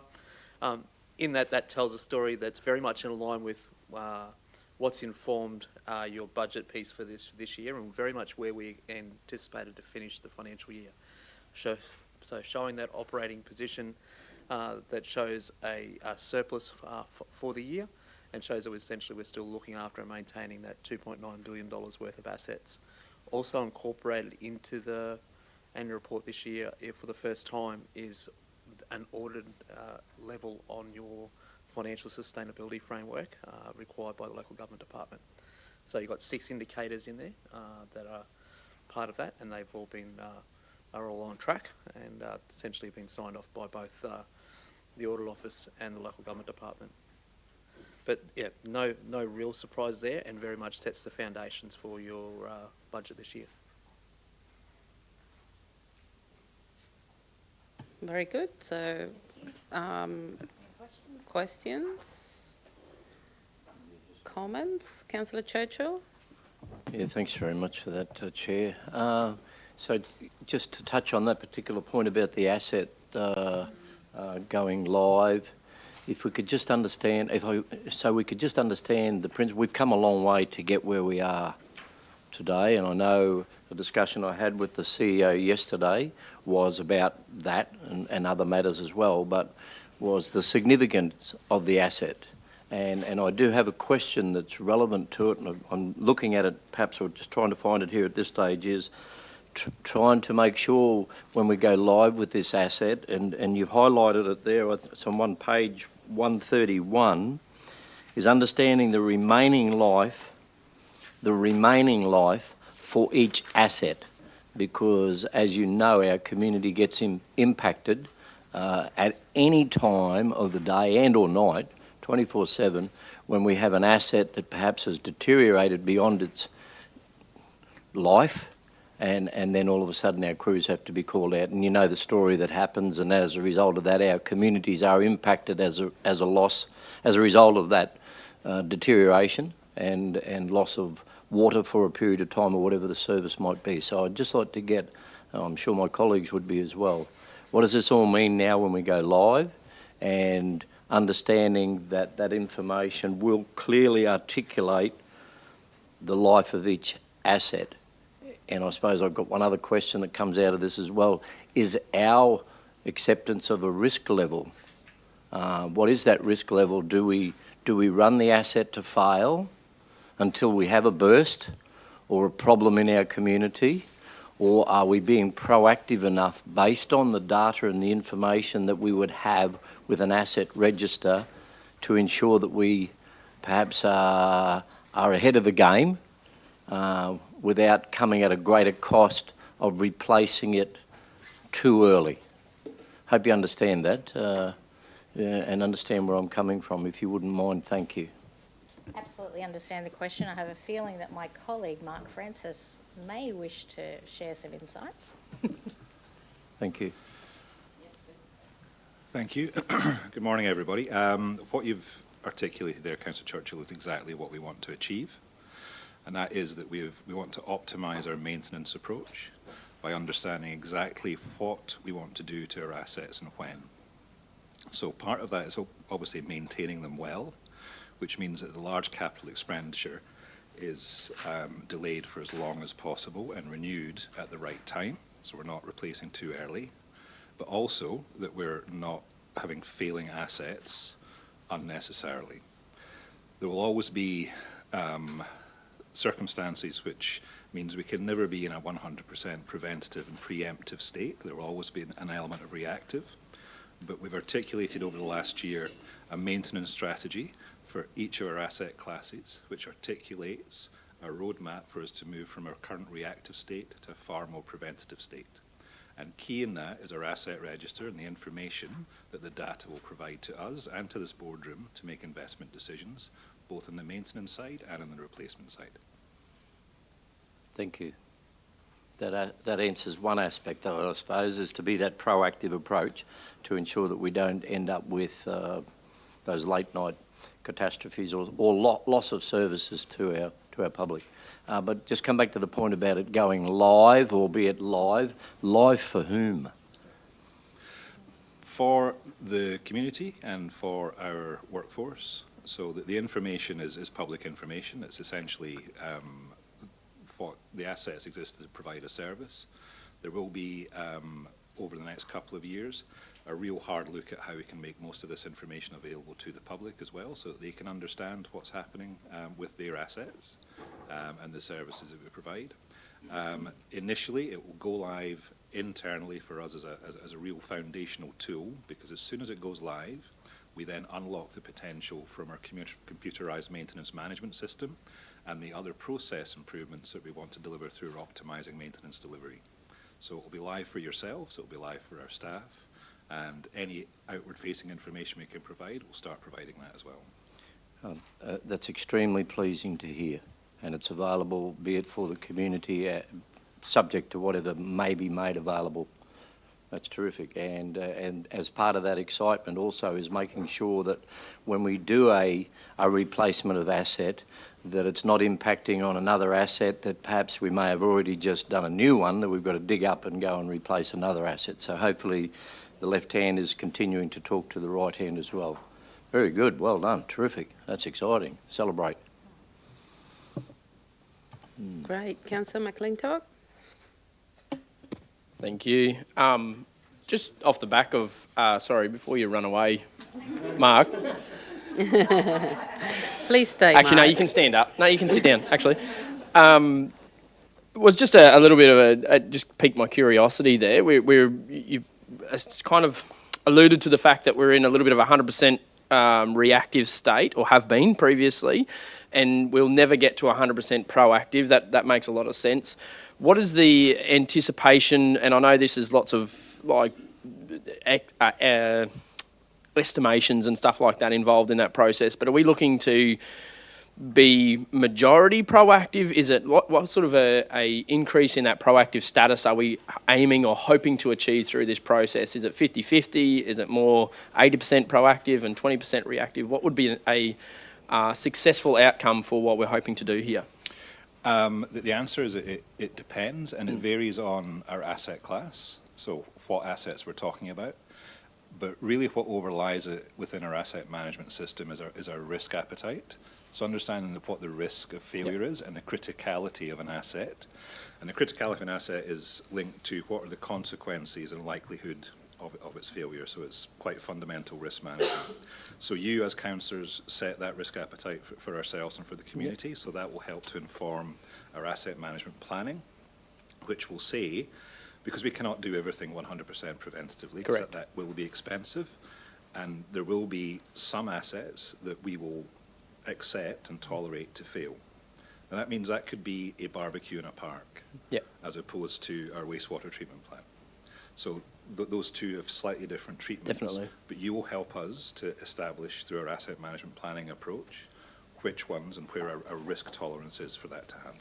Yeah, really excited actually for all of that. That's going to be great. And does you said that like barbecues and waste facilities, is it roads and that level of assets as well are all included in that process for community that are wondering when things are going to get done and it's going to be a little bit clearer going forwards. That's really exciting too.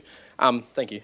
I had another question which was regarding the, I couldn't find in the income stuff, I could find a number for our grants and subsidies and stuff like that, but perhaps if you could provide a little bit of the story as to, or maybe a bit of background on, obviously each year we anticipate grants and income through some of that streams, and do we have are you able to give a snapshot perhaps of what we anticipated to receive versus what we received at the end of the year and how that affects like we hope to get 100 million in grants and we got 50, or we hope to get 100 and we got 150. I couldn't quite find that story in there.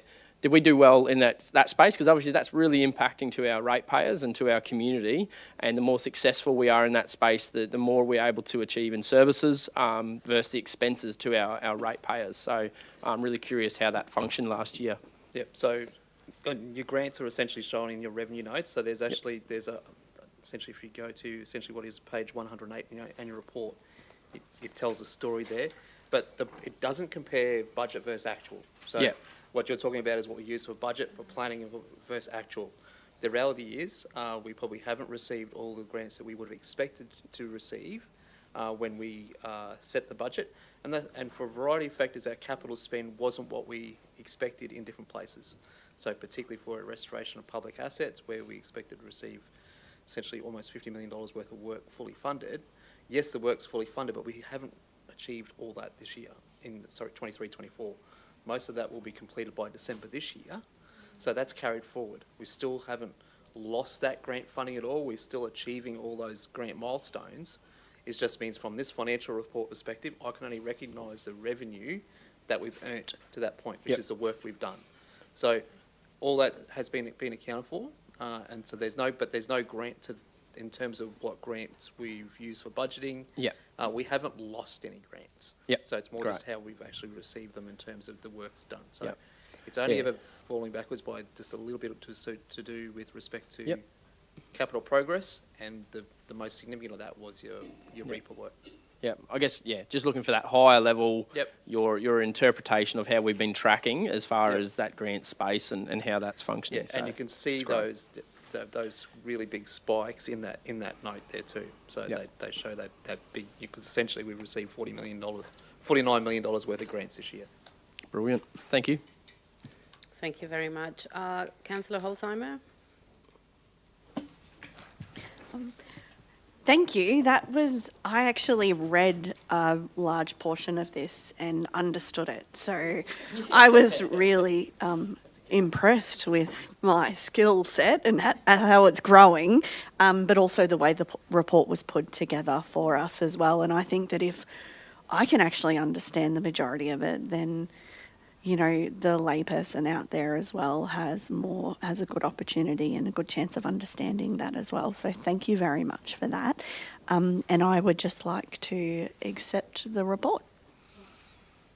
Yeah, that's okay. So we have a mover on Councillor Holzheimer, seconder Councillor McClintock, but we'll continue with questions. Is there any other questions you have or comments, Councillor Holzheimer? Councillor Churchill? Yeah, thank you very much for that. It was probably just on the back of Councillor McClintock's question, I suppose, and you know, I know reading financial statements for some people are not sort of bedside reading. It's not that sort of exciting thing to do, but I think it's the supporting wordsmithing that you've got there, and I will lead to the question, especially when we start to talk about property, plant, and equipment. And I know I raised this as a discussion with the CEO yesterday for our one-on-one chat as such, is trying to understand when we talk about either the decommissioning or more so replacement. If we talk about the replacement of any of these particular items, because some of them in actual fact, the infrastructure for services to our community is about endeavouring to source that funding from other tiers of government. So I just wanted to try and find the one point in particular I was looking for was the cost shifting exercise that occurs as a result of being in local government being subservient to the whims of the other two tiers of government when they give us some part funding for infrastructure that we may not necessarily have on our priority list, and then we have to go and source other funding. And the other part, if I just come back to the point that you've raised, General Manager Mark Francis, was in understanding the replacement aspect, because we can actually apply for funding, be it from wherever, that's available, for replacement of the equipment. However, if it fails in the late of night, then our ratepayers are effectively impacted because we can't source the funding because it's blown up in the middle of the night, and we have to immediately and promptly respond to that much needed service for the community. So do we need to be, I mean, I'm leading to the other question is, do we need to be advocating to the other two tiers of government? Perhaps they need to understand and listen to local government about the level of conditions or criteria that's required for us to be able to fund that infrastructure, in particular the infrastructure that's underground that we don't always see, that's the nice and shiny stuff that they love to announce. So my two questions was the cost shifting control in relation to infrastructure, replacement, upgrade, call it whatever you wish, and then appropriately the other one is being proactive enough for funding if it deteriorates and resultantly causes a huge impact to our ratepayers, because our ratepayers end up having to pay for it. I'll do a very brief discussion on the latter point and then hand to Mark for the cost shifting element. And that is, again, you're correct that we want to be doing that. The breakdowns in the middle of the night, as I say, some of those are unavoidable because of things that happen. What we should be moving towards is less happening because of aged infrastructure. But that's with an acknowledgement that a lot of our underground assets, particularly in the city, are 50, 60 years old now. And I've often said that we could go into just the mains replacement business and do no other capital work. Unfortunately, you'll be aware that not all of our funding streams recognise that as an element that we're able to fund. In fact, you may recall that one of the most recent funding rounds looked for submissions of project-ready projects, construction-ready projects that do not form any part of our road asset, sewer asset, water asset, and do not exist in our forward planning. So that is difficult for us to crystal ball in terms of what may be available. But what we want to do in terms of the maturity, and again going back to our asset register and the improvements that we're going to build in terms of our asset management system, is to get far enough ahead in our planning for understanding these assets, understanding when renewal will be required, that we do have a really good, robust pipeline, excuse the pun, of renewal programs, which we can use for funding. We're getting better at it. You can look at the value of the funds that we're able to get through Mark and his team, and the capital program team as well. So that's something we're quite good at. We just need to get better at it. Thank you for that. I'm sure we expect the unexpected. That's the nature of what happens in service to our communities. But our communities also want us to be ahead of the game, so that it doesn't impact on their pocket and/or rates costs as well. Cost shifting. Cost shifting isn't explicitly called out as part of this. So in terms of this is about your actual financial position and talks about your, and we report against those financial, essentially, your accounting standards. So we don't specifically call out cost shifting, and in terms of, and that really would be something that you could call out in some of your commentary at the front of the report if that was an area that we wanted to do so. Generally, what we do see is there's some grants that we receive that are, other levels of government will fully fund a position for a period of time, and then they will, over a period of time, then also either remove that funding and create that expectation within the community that remains, and then we're left with the role, or it becomes partly funded. Those are the things I think that we need to do. I think more broadly though, I think it's around the positions here, particularly with respect to assets, is some of the sustainability of some of those services and the cost of council to run those. And I think it's when you wrap our financials up with those of our local government colleagues, and we make those representations to state, things like water and sewerage, particularly for regional Queensland, is a big ask, and we cannot fund those services appropriately. So in terms of cost shifting, if there was one action we could do, it's working through on those spaces. But we don't call it out. We more utilise this as information for all those other advocacy pieces that we do. Okay, so the LGAQ is calling it out now that cost shifting is going to be one of the biggest impacts on local government for the future in relation to financial sustainability. And I suppose the other part is that we've got a new state government now, and hearing the Premier calling out appropriately at this stage that services, water, roads, infrastructure in regional Queensland needs to be a priority. So hopefully they'll step up. Thank you. Thank you, Councillor Churchill. Councillor Wagner? Yes, thank you, Madam Acting Mayor. Mine is more about cost shifting, not so much cost shifting, but I see our, we've got a lovely surplus happening, and clearly that's because we've got a generous water board equivalence funding that we got this year. I'm just wondering, because we have had a change of government, if we take that very generous allocation this year out of it, how are we actually positioned? If we weren't to get that, where would we really be in real terms? I'm curious about that, because there's no guarantees that that will come in the future.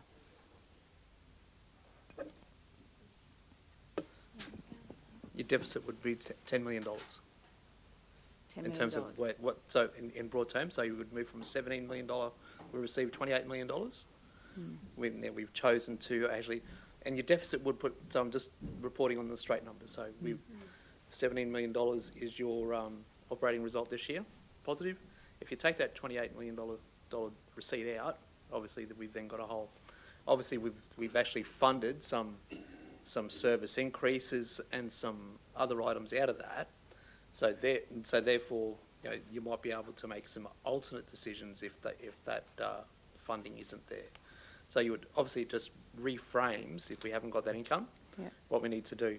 But certainly it's an abnormal receipt, and certainly pleased that when we adopted our budget, and we'll talk about our monthly financials later in the agenda, but we struck our budget, and exclusive of that, our net deficit after the water board is only $1 million in our adopted budget.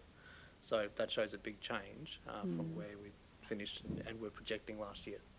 Yeah, no, I appreciate that, because obviously our liquidity, our operational performance, and also our cash ratio are all probably quite heavily influenced that. And if you're looking over the long-term projections, or the 5-year average and what have you, So it's a bit, it'd be really good, yeah, I suppose for us as a council, I suppose we really need to think about how we might manage that in the future if we don't get that funding as well. But yeah, it was just I suppose, yeah, something that sort of stood out too, because it does look good on paper, but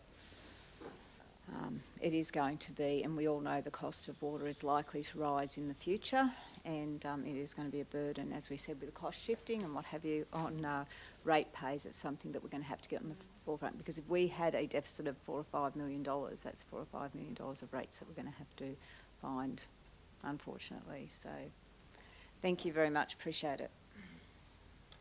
That was a very good question. Does anyone else have any other questions?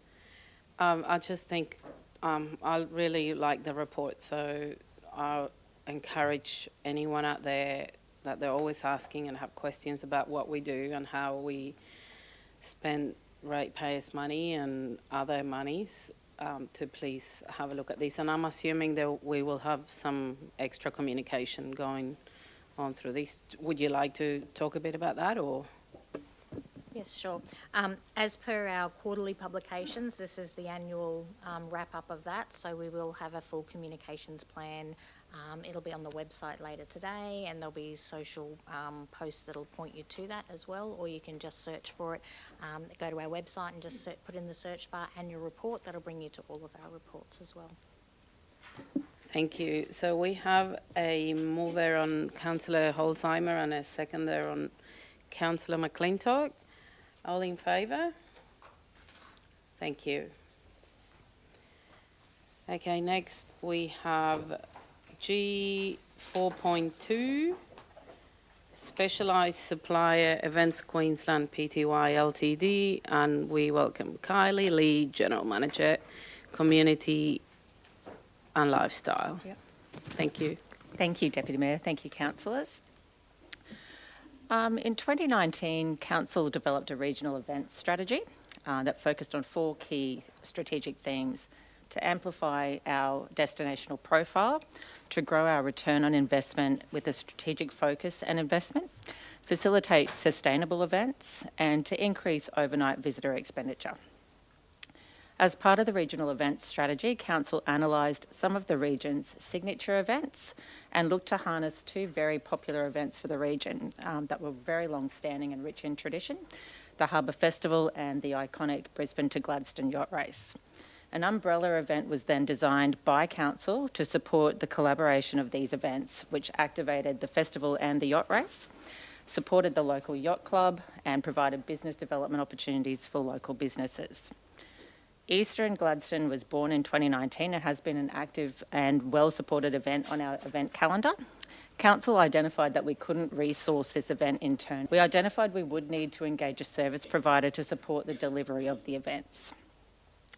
In 2019, Events Queensland provided a proposal to create the Brisbane or B2G Village, which was an exciting range of events that would not only engage local residents but would provide attraction for families of the yachtsmen and women travelling to our beautiful region. The event evolved over time, and Council has tendered this service provider opportunity several times, once in 2019 and again in 2022. The agreements have been funded between the value of $93,500 and $105,783 over the past 3 years, which is a contract value of $85,000 with a CPI increase applied annually. In 2022, we invested $93,500, 2023 was $101,520, and in 2024, $105,783. With respect to the return on the investment, Easter in Gladstone does deliver some pretty impressive results. Our investment attracts around 9,800 visitors to the B2G Village. We have direct visitor expenditure of just shy of $3 million, which supports local business and tourism operators. There's around 21 jobs that are created through this event, and a boost in wages, salaries. So the local economy saw an increase in wages and salaries of around 1.1 million. That information is sourced through Council's economic database REM plan, but also Tourism Research Australia's 2023 report. Today we're considering a proposal from Events Queensland which includes the delivery of the Seafood Festival, the Yachtsman's Long Lunch, the Line Crossing Party, a harbour cruise, and this year there is an addition of a Mayor's Breakfast. Events Queensland have supported Council's wishes to have some of these events as free of charge for the community, which continues today with the Seafood Festival and the Line Crossing Party remaining as free entry. Across the delivery of the Events Queensland team are receiving regular feedback that not only are locals holidaying at home, but they're now inviting their friends to spend Easter in Gladstone, which was a key driver of our regional events strategy. In addition to the delivery of the B2G Village, Events Queensland further invest around $25,000 into the local charities, which is raised through the charity auction events that are held across the weekend. Tourism and Events Queensland have also provided Council with some really great feedback with respect to the delivery of this signature event. This year, our business development specialist will be seeking funding, which if successful will offset some of the expenses. So why are we here today? Unfortunately, due to some planned and unplanned significant leave in the events and entertainment leadership team, we have moved beyond the time to go to the market again for tender for the provision of the event services for Easter in Gladstone. In July this year, Council approved an investment of $148,000 as part of its 2024-25 budget process to deliver the Easter in Gladstone event, which also provides the provision of $85,000 plus GST plus CPI to deliver the B2G Village. Today we're seeking Council support to engage Events Queensland through the Specialised Supplier approach as per the local government regulations to the value that Council has approved in its 24-25 budget of $85,000 plus GST plus CPI as indicated in the December quarter. I invite any questions from Council. Thank you, Carly. Who would like to go first? Councillor Davis. Thank you. Thank you, Madam Chair. Thanks, Kylie. I know you've set out that we had some staffing issues, but I'm still quite disappointed that this is only coming to Council now when we have Easter about 5 months away, I believe. I'd like to see in future, like after, if this goes ahead next year, that we definitely have something to Council straight away after Easter so that we can sort out moving forward what's happening. The extra request for funding of $60,000, bringing the total funding to $150,000, I believe. Is that plus in kind on top of the $150,000? That's the proposal from Events Queensland. We haven't budgeted for that amount. No. And therefore we can negotiate what we do include and not include in the proposal. But the figures you just gave before, was that including in kind as well? Council provide, sorry, I left my folder over there that's got all my budget info in it. Thanks, Carly. Thank you. The $148,000 that we provide includes things like chairs, some technical requirements, the shuttle bus service, traffic management, cold rooms, generators, a local package subsidy for accommodation for locals. So it does include in kind? Yep. Okay, thank you. I just feel it's not cost effective and it's not probably benefiting the wider community, the event itself. Like I have had some feedback myself about excuse me, car parking. It does take up a lot of that car parking. I mean, I've been going to the Harbour Festival since I was a child, and a lot of the yacht race, the community love to park down that area and watch the yacht race. So with the village, it does take up a lot of that. So I have had a lot of, community pushback. Also, I believe that, some of the stuff that the village does is in competition with local businesses as well, which I'm not against it. I think it's great for the community and they do a wonderful job, the people who host it. That's not what I'm saying, but I just feel maybe we need to look at down the track or even next year maybe relocating it so that we free up some of that car parking for local residents as well. So that is something that I have heard a lot of feedback about. I'd probably not like to lock it in for 3 years at the moment. I'd definitely like to see it go out to tender next year and have some community feedback. Sorry, Councillor Davis, this is just a one-year One-off, thing, and we're okay. intending in March next year to go bring back to tender. Okay, the that's tender process was for an additional 3 years. Excellent, thank you. At this stage, I'm probably happy to go with option 2 and go out to tender. I know we don't have a lot of time, but that's probably what I would like to see happen, so that we've got more options, you know, and I think just see what's out there and who else would tender. So that's what I'd like to see happen. Thank you. Thank you. We have Councillor McClintock.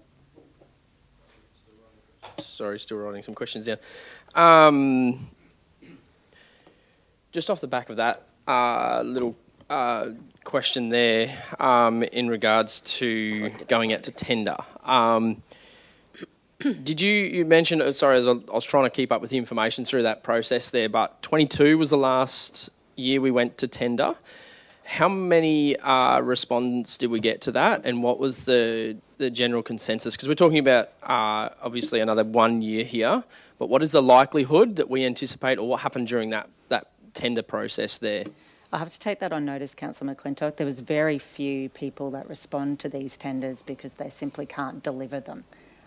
We don't have an abundance of event delivery organisations in Gladstone nor the region, so it's very difficult for us. I'll get that information for you now. But yeah, we went out in 2022 for a 2-year service agreement that expired on the 31st of May 2024. Okay, just after Easter, yeah.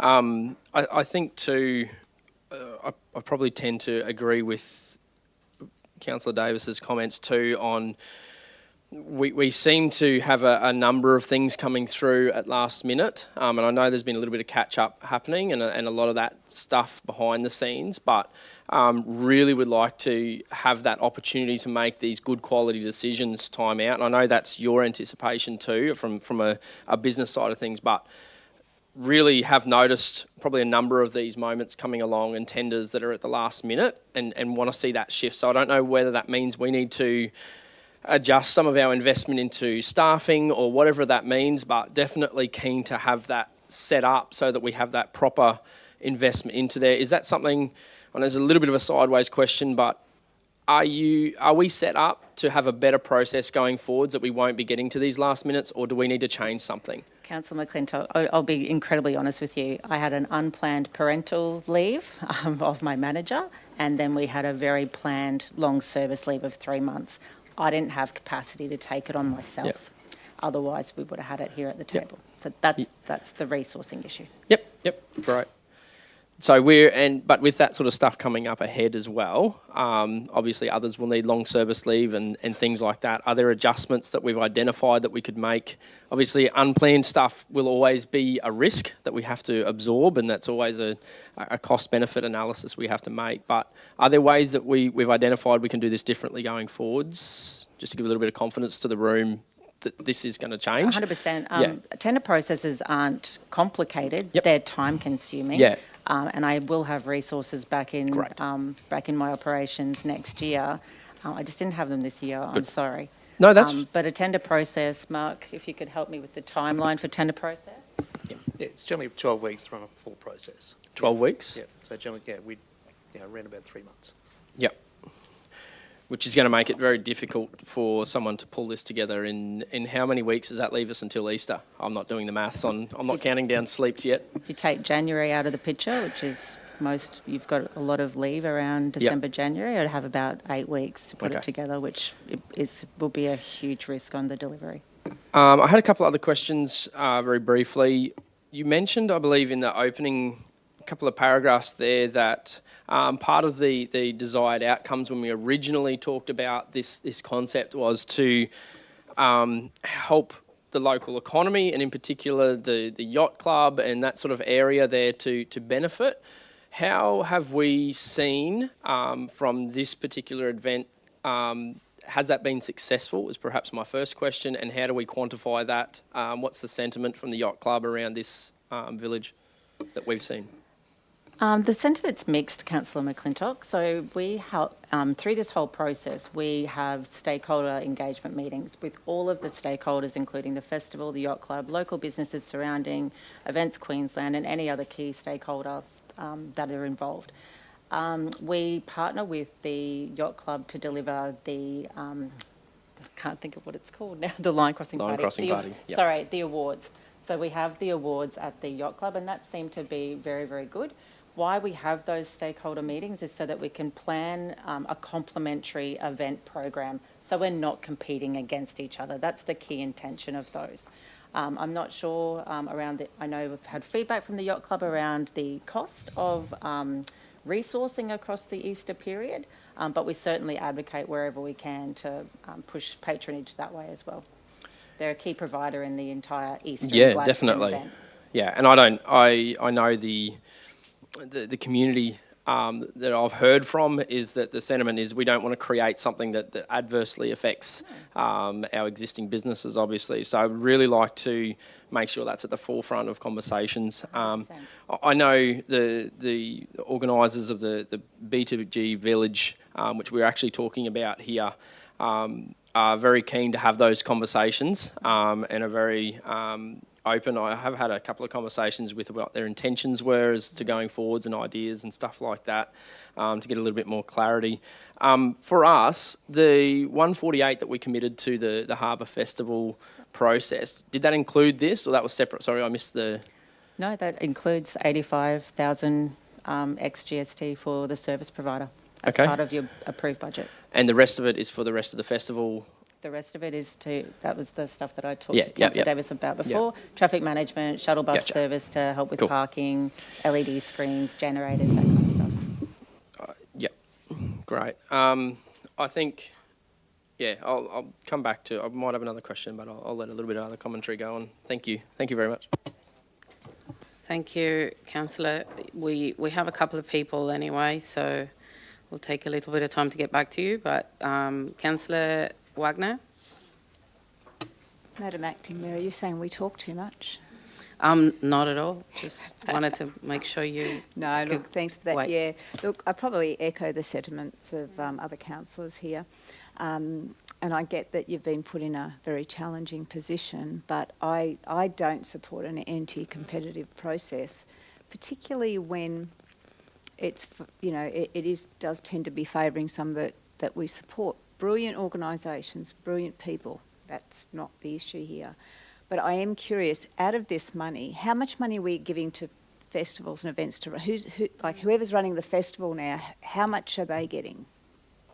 The festival is our highest sponsorship, so a little bit different. So this money isn't coming out of your community investment fund. So the Harbour Festival receives about $150,000 each year, combined of cash and in kind. So council absolutely supports them, and quite rightly, they're the only free festival left in Australia. So how do these events then actually complement? If we're running events when we've got something on stage because it's the Saturday Night Live on stage, how is this actually complementing all those free things that we're running over at the marina?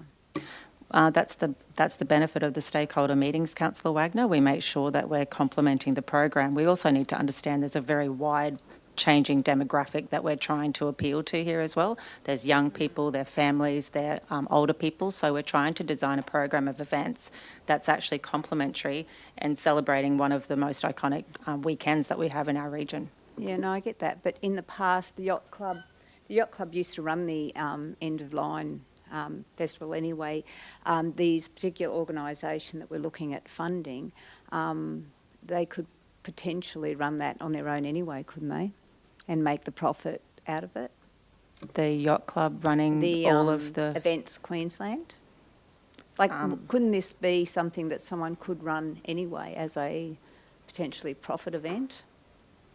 I can't answer that, Councillor Wagner. You'd probably need to talk to Events Queensland. It's our intention to leverage off our umbrella event that we created, which was Easter in Gladstone, and we're utilising a service provider to deliver a component of that. I'm just wondering, how we got to the point where we've got this Easter in Gladstone, but it doesn't, like the Harbour Festival was Easter in Gladstone, so have we actually minimised what the festival was over time, where there was an event run by a not-for-profit, we supported it more in about 1990, whatever it was, when insurance went up and we ended up having to fund it quite a bit, and from there it grew, then they took it over, what have you, and it's changed again now. But it just seems to be that we're investing a lot of money now at Easter here. I'm looking at the ROI, and I'd be really interested to see those figures, and I'll go looking for them because I'm not sure. You're welcome to. Yeah, I'm curious to actually have a real good look at that, because it does seem when the average ROI on an event is 25%, why is this one $4.5 million on something we're spending 100 and something thousand? Yeah. Okay, so and also those figures, are they reflective of people who are actually coming for the festival? So have you got 9,000 going into your, the seafood festival, the tents, the what have you? Like, are they separate from the harbour festival? Yes, they are. figures? That's the village itself. Those figures come from council's subscribed economic program, which we use for business development, as well as the tourism. Sorry, I said it to you before. Yeah, Where is it? I've got it here, the Research Australia. Yeah, that's the one. So I'll be curious to find those, because it does sound like a fairly high figure. Could I just interrupt for a second? CEO, would you like to add something? Thank you. Just clarifying, I suppose, this report here is about whether you're happy to resolve about a specialised supplier. Appreciate there's lots of feedback and input to the event. And as always, council's discretion, you have approved a budget item to deliver this event. If that's a decision you want to change now, that's absolutely within your prerogative. But just to clarify, this one is just about the procurement process. We can absolutely have that other conversation if you'd like to at another time. But maybe they go hand in hand. And I know it's difficult. This is the first time for the new council with this event as well. So you probably don't have the depth of knowledge and information you would have if you'd been through this before, and that's on us. We need to do that as best we can when we're introducing you to some of our events. But yeah, just that this one's just about the procurement. Okay. Process. Yeah. Well, getting back to that, I mean, obviously I can't support an anti-competitive process, so I think that we should put it out there, and if we can't, then maybe we need to think about how we reduce some of these for this year, because particularly the ones where the cost is at a price where a lot of ordinary people can't afford it. So what, do I have to move something, or what do I do here? Well, I understand we have two options here, and we can amend those too. So we have option one, which is the recommended option to engage Events Queensland as a specialised supplier. And option two is engage the market to deliver on the events under the Easter in Gladstone banner. While we think about this a little bit more, while we think about this a little bit more, can I go to Councillor Patrick? Thank you. Just a couple of questions. I think what's confusing the situation too is I do love this event, and I am a regular attender at the Long Lunch. It's an amazing event. I think the 150,000 is what I'm probably questioning, realising that they're wanting to add some events to this. I'm just questioning, is that the right time to be adding events to this? I'm not quite sure whether in a financial crisis across the country, whether adding events and putting that level of investment is really appropriate for right now. In saying that, I would still like to see those events occur. Is there a way that we can possibly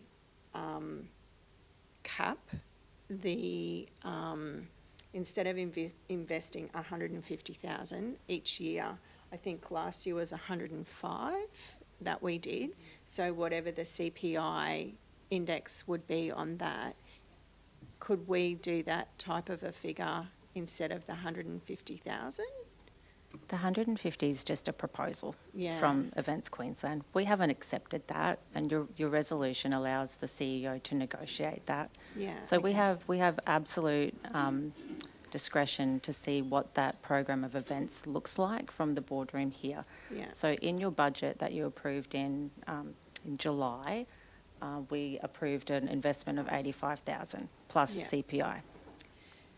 I'm just trying to come to some type of, I don't really want to see the event not occur because it is an iconic event in our region, but I'm not comfortable with the 150,000 at this point in time, just with the economic state of things, knowing that a lot of things are ticketed events, and that the focus really needs to be back on free community events as well. I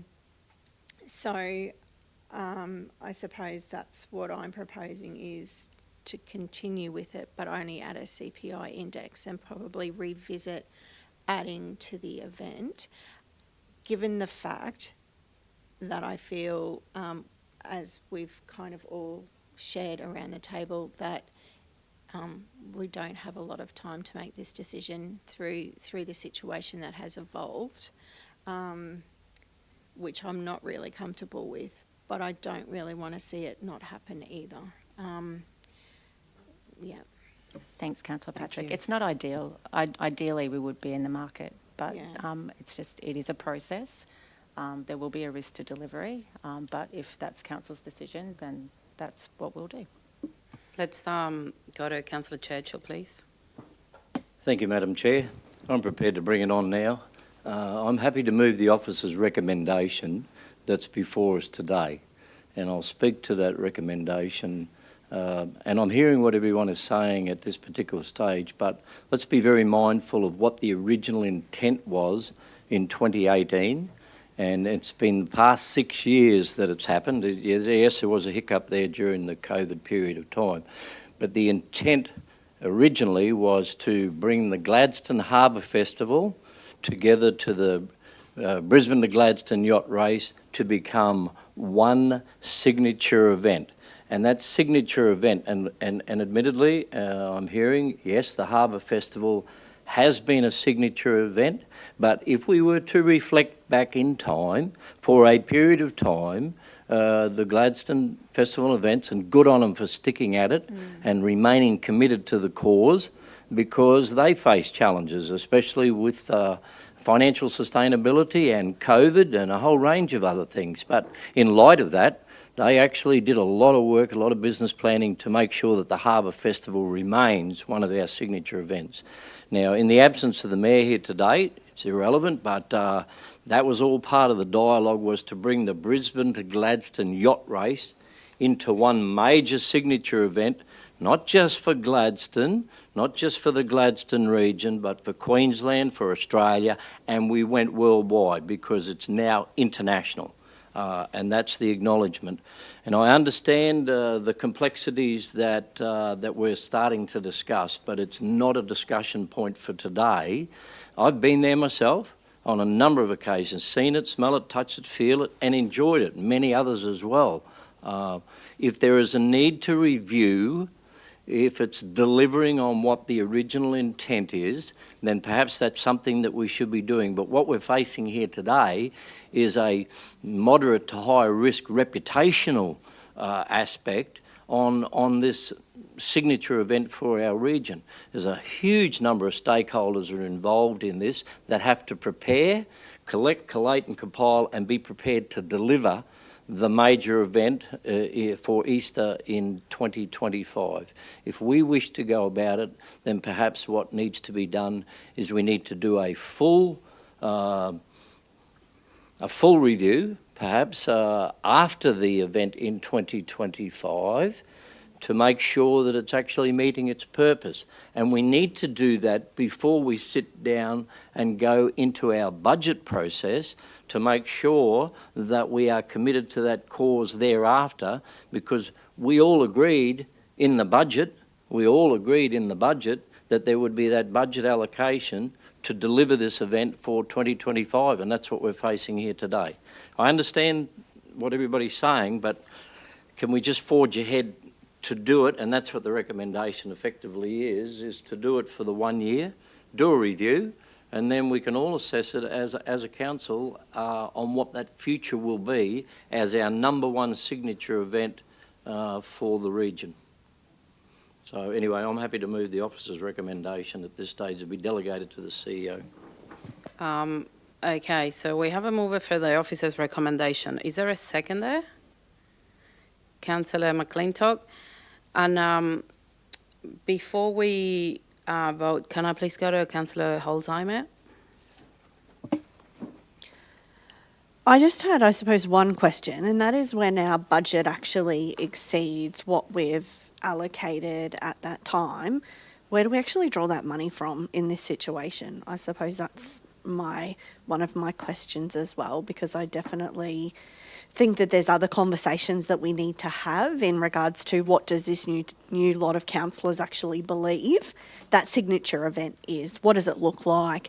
What do we want it to be in the future? Because we're basing decisions off what different councillors actually viewed that to be as well, but that's not today's conversation as well.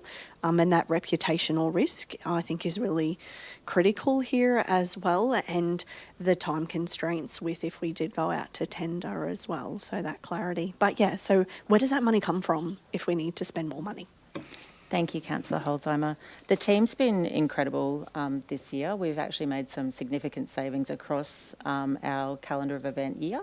So we do have savings if we go over and above, but we have pretty robust budget management skills in our team. So we don't usually go over budget for this particular event. The CPI, 7% CPI, got us a little bit, but we were able to make savings within the community events portfolio to be able to fund it.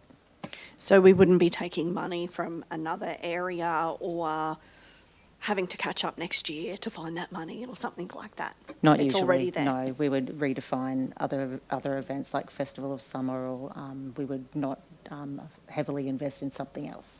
Okay, beautiful. Thank you. We have Councillor McClintock. Thank you. Mine was just a clarity. It kind of came out in that conversation there. Thank you, Madam CEO. What we're deciding on here is the supplier for this event, and the conversation. The way I understand, I just want clarity. The conversation around the costing and the expenditure side of things is something that's going to happen separate, and we still have control over what that looks like to a certain extent, or we're giving that permission to the CEO. But I guess we want to make sure that the message across is exactly as Councillor Patrick has put it. People are hurting, people are struggling, and I don't believe that it's the right time to be expanding our expenditure, but it's the right time to be looking at how we can deliver things perhaps a little bit more streamlined.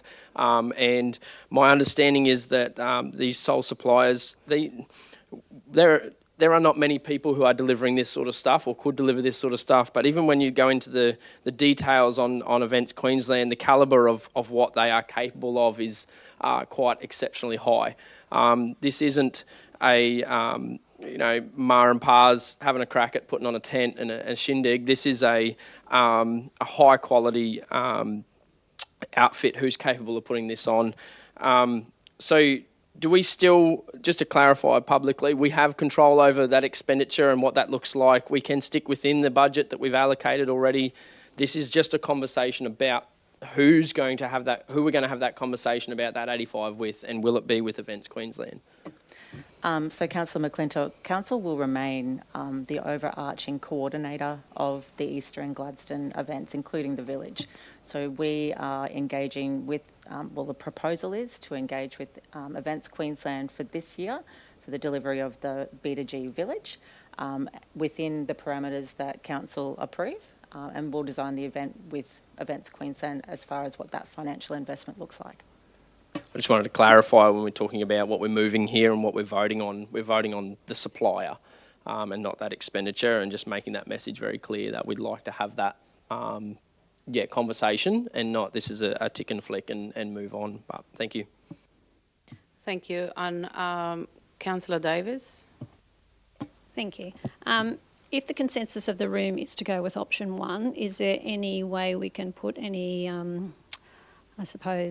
clarification or changes on that option here today, or not really? Like moving it more towards the yacht club and freeing up some of the car parking or anything like that, or we just have to go with option one? It's a safety risk to add car parking to that village precinct. You've got a lot of humans moving around there. If you're having car parking in there, it's probably not ideal. The purpose of the shuttle bus that council provides is to have people parking in our multi-storey, in our library car park, at PCYC. So we have a bus route where we encourage people to park, and then we shuttle bus them to the actual event to ensure it's safe. We also encourage the boat owners to actually use the very big park at VMR, which is available over that Easter weekend. Thanks, Carly.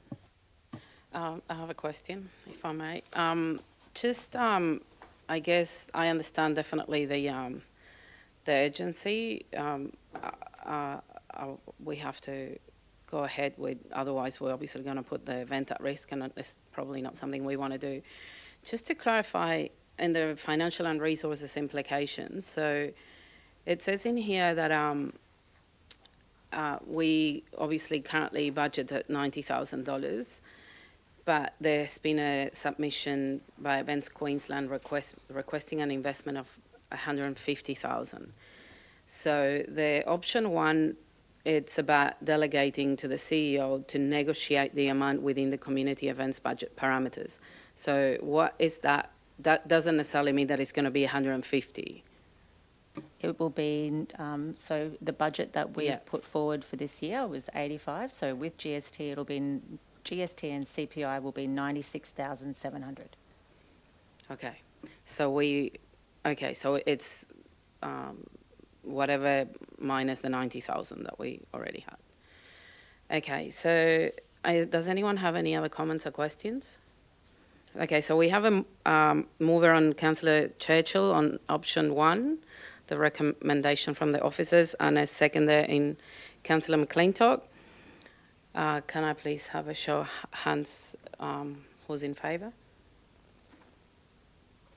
Against? Okay, it's carried.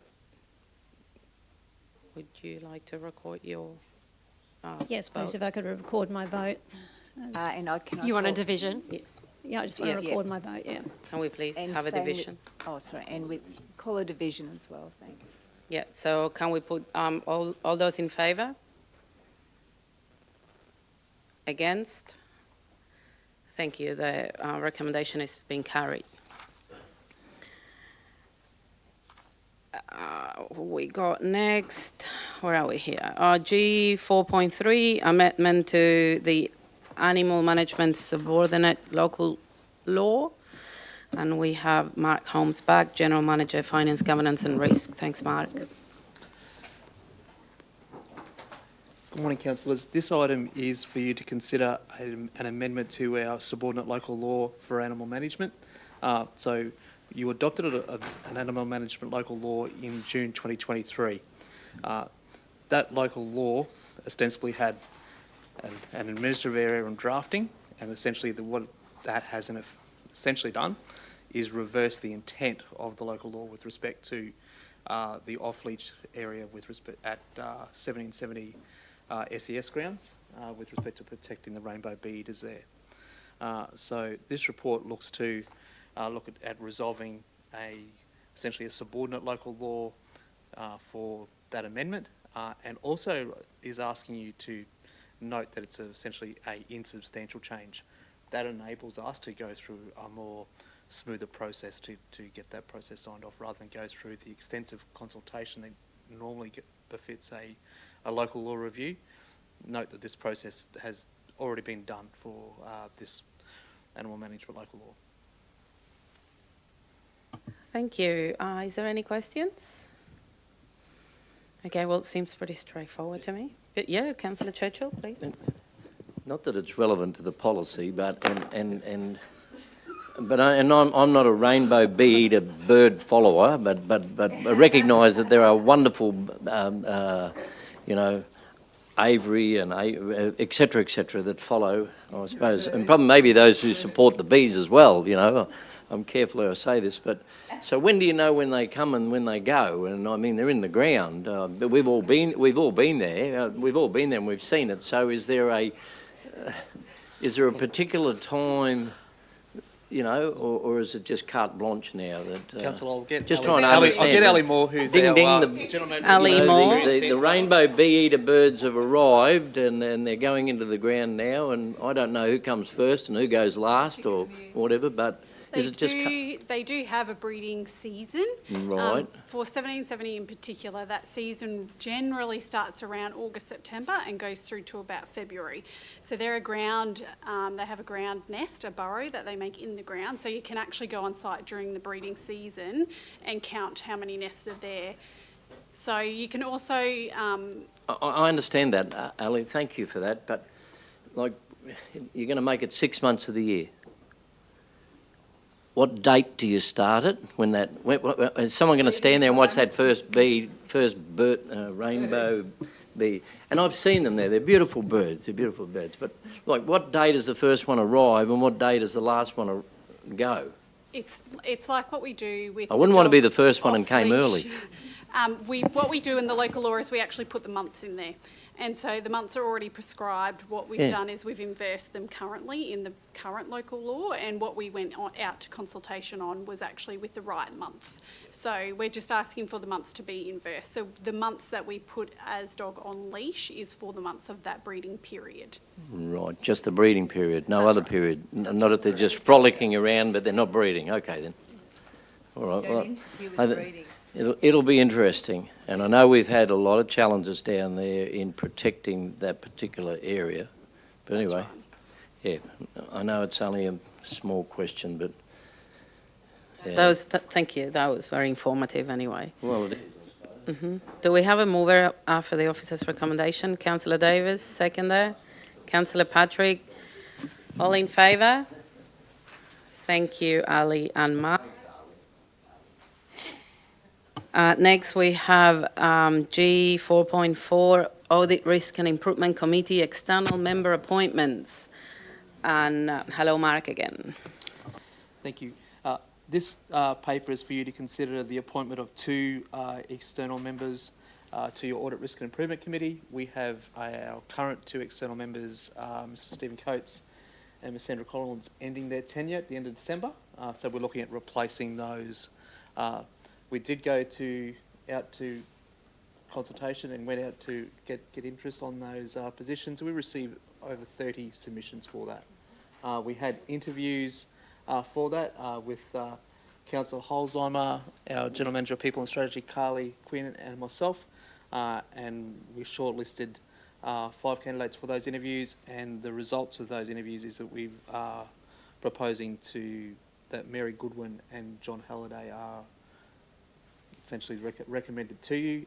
Both have skill sets that will really complement, I guess, the direction of where council is going. Mary has a strong procurement background and essentially strategy and transformation experience, and I think and has shown excellent skill sets in terms of chairing as well. So the additional consideration for you is that we're actually after a chair. So it's certainly the recommendation from the recruitment panel that Mary has that appropriate skill set to be chair as well.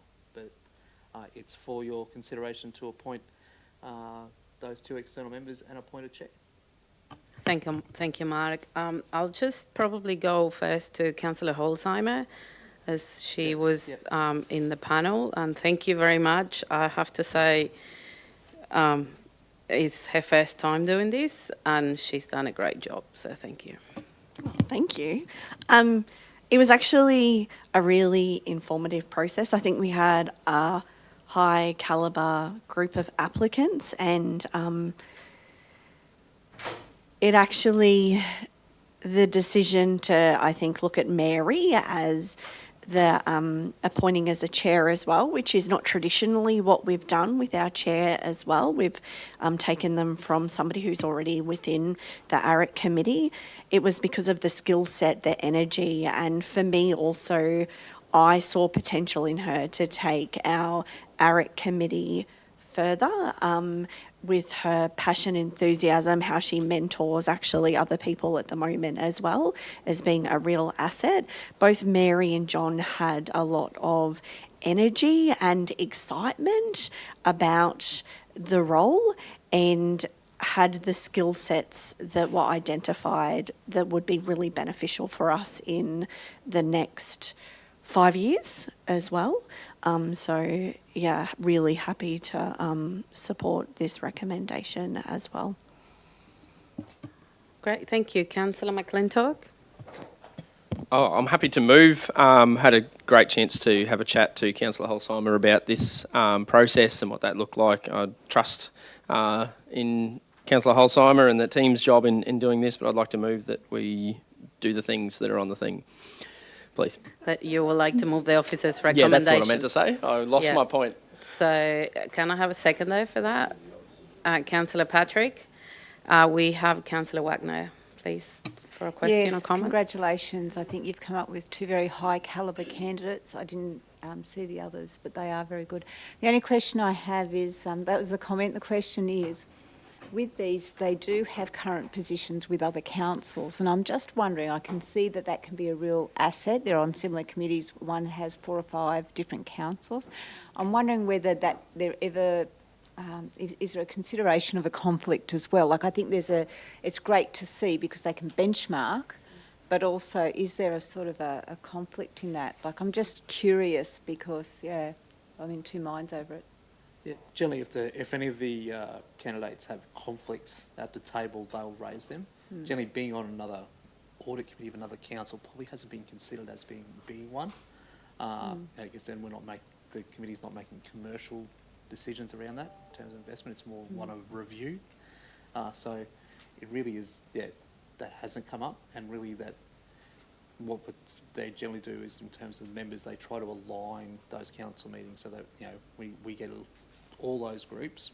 So they'll try to align those meetings so that they happen at in and around the same time, and then also there'll be some experiences from other councils and also experiences from here that they'll be able to transfer to other councils as well. So it's mutual benefit. Yeah, no, I saw that too, but I thought too, at some point, do we look at maybe someone totally independent outside, someone who does it outside a council down the track? I'm just saying. I mean, I love the idea. These two people are high calibre. I don't have a question. What we really were after was a skill set, to fitting essentially a skill set matrix. So we had our existing external member, Peter Cheville, heavy finance background, heavy internal audit and risk. So we've got a lot of those boxes ticked. What we were after here was someone who could complement Peter. And I saw the governance. And I think we've got 2 candidates that meet that.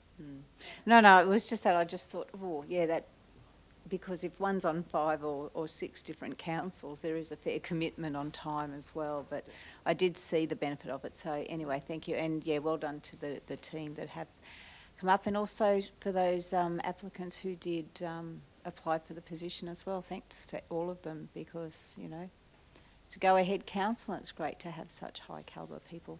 Thank you. Yes, thank you. Councillor Patrick? Thank you. I also just wanted to thank the outgoing members of that committee as well. They have done a fantastic job over the last 3 years, 5 years. I've only had the pleasure of attending a couple of those meetings, but what I have seen in those conversations is so invaluable to this business. So it's very, very valuable. So, I would just like to formally acknowledge them as well and welcome, once we vote, these new members. Yes, thank you. I have been working with them for a few years now, and I also like to. I will miss them. Sandra and Stephen, they have helped our organisation through many years, and I wish them the best. But we also need new people to come in, and Peter will be able to then bring on some of that experience. So I had a mover on Councillor Holzheimer, right? Or no, Councillor Simon, and Councillor Patrick seconding So all in favour? Thank you. The recommendation has been carried. Sorry. Next, we have, again, Mark Holmes, monthly financial report for the period ending October 31st. Thank you. Thank you, councillors. This report is your monthly financial statements through to the end of October, which essentially takes us to a third of the way through the financial year. We're just in the process of finishing our essentially first quarter forecast, and we'll be wrapping that into the November report. And what you will notice is that, particularly in the detailed financial statements, we've actually included the actuals from your audited financial statements that you've seen in the annual report earlier this meeting. Essentially, from a revenue perspective, overall, we're sitting slightly behind that of where we would, in terms of pro rata, but probably in line with where we expected to be from a cash flow perspective. In terms of some of those receipts happen later in the year, so in terms of where we are now, it's very much in line with where we would expect to be. Some of that capital revenue that we talked about earlier is also flowing in that we've talked about. So we've actually, due to our progress with our capital work, we're seeing that we've actually been able to recognise those capital receipts as we've done that work. So essentially with $13 million worth of capital revenue recognised year to date. With respect to our capital program, noting that we are progressing through, we are projecting to be slightly above where we had planned at the moment. I expect that there's a general trend within our project team that may come back as the year progresses, but at the moment that's where the team is sitting at that 116 million across the year. With respect to our Reaper works, that does come to essentially a close at the end of December, and the team are working through to close those items out, with the exception of Granite Creek, which we have approvals through to the end of March. With respect to our outstanding rates, you'll note there that we're sitting at the end of October at a collection rate of essentially 10.78% outstanding. And that's a significant reduction to the previous year. So it sets us up in good stead to essentially end the year in a better position. Commend the report to you, and happy to take questions. Thank you, Mark. Do we have any questions? Councillor Holzheimer? I'd like to thank Mark for spending time with a lot of us councillors recently as well to deep dive into, well, probably wasn't a deep dive in reality, but to help us expand on our learning and understanding of this part of the reporting as well, because it's been gobbledygook in some parts to me, so it's really helped with that as well. I also wanted to acknowledge the change in the amount of people that have paid their rate. So I noticed that there was quite a improvement in that space, and the work I know with the text messages and that sort of follow-up that's happened to have that positive result. So I think that's really great. So well done to everybody. And I had, in regards to rates, a question actually. At what point do we actually start to reach out to that 10% of people where we start to talk about, those other options or educate them in regards to those, We're already there. strategies? You're doing that already. Look at you guys go. We're already there. So we start following up, and in fact, those text reminders and that are the very start of that process. Yeah. So working through that. So we do have essentially a debt administration procedure we work through to try to follow through as best we can. But what we're trying to do is actually open up the doors of communication with each one of those ratepayers so that we get to understand, particularly if we can put in place an instalment arrangement. That way we can make sure that there's no interest accrued at all, and we can make sure that we've then got a plan in place to get those rates settled by the end of June. Beautiful. Thank you. I'm happy to accept the officer's recommendation. You say you want to move the officer's recommendation? Move, please, the officer's recommendation. Do I have a second there? Councillor Wagner, and can I please go to Councillor McClintock? Mine was just a follow-up to the comment there from Councillor Holzheimer. It's been raised before in that rates, and particularly in the outstanding rates. Do we get data, and what does that look like, or how do we do that as far as who that 10% entails? I know we get it from a residential or commercial point of view, but how deep does that data go as far as understanding the demographics that are struggling most, or is there a deep dive into that where we can get a bit of understanding? We don't do a deep dive in terms of understanding, or we know exactly which properties they are, but I don't know the circumstances of each one of those ratepayers. That's essentially why we probably encourage those ratepayers to make contact with us, if they are struggling, or if they do need to put an arrangement in place. That way we can get one to suit. There's a whole lot of privacy reasons why we probably don't have that data. So from a higher level generic understanding, I guess, to help us shape that conversation. So we absolutely know exactly the types of rating categories, the suburbs, all those pieces that make up that, and so we can tell some stories, just probably not up to the same that level you're talking about there. That's great. Do we have any other questions? Just comment, Madam Mayor. Exemplary.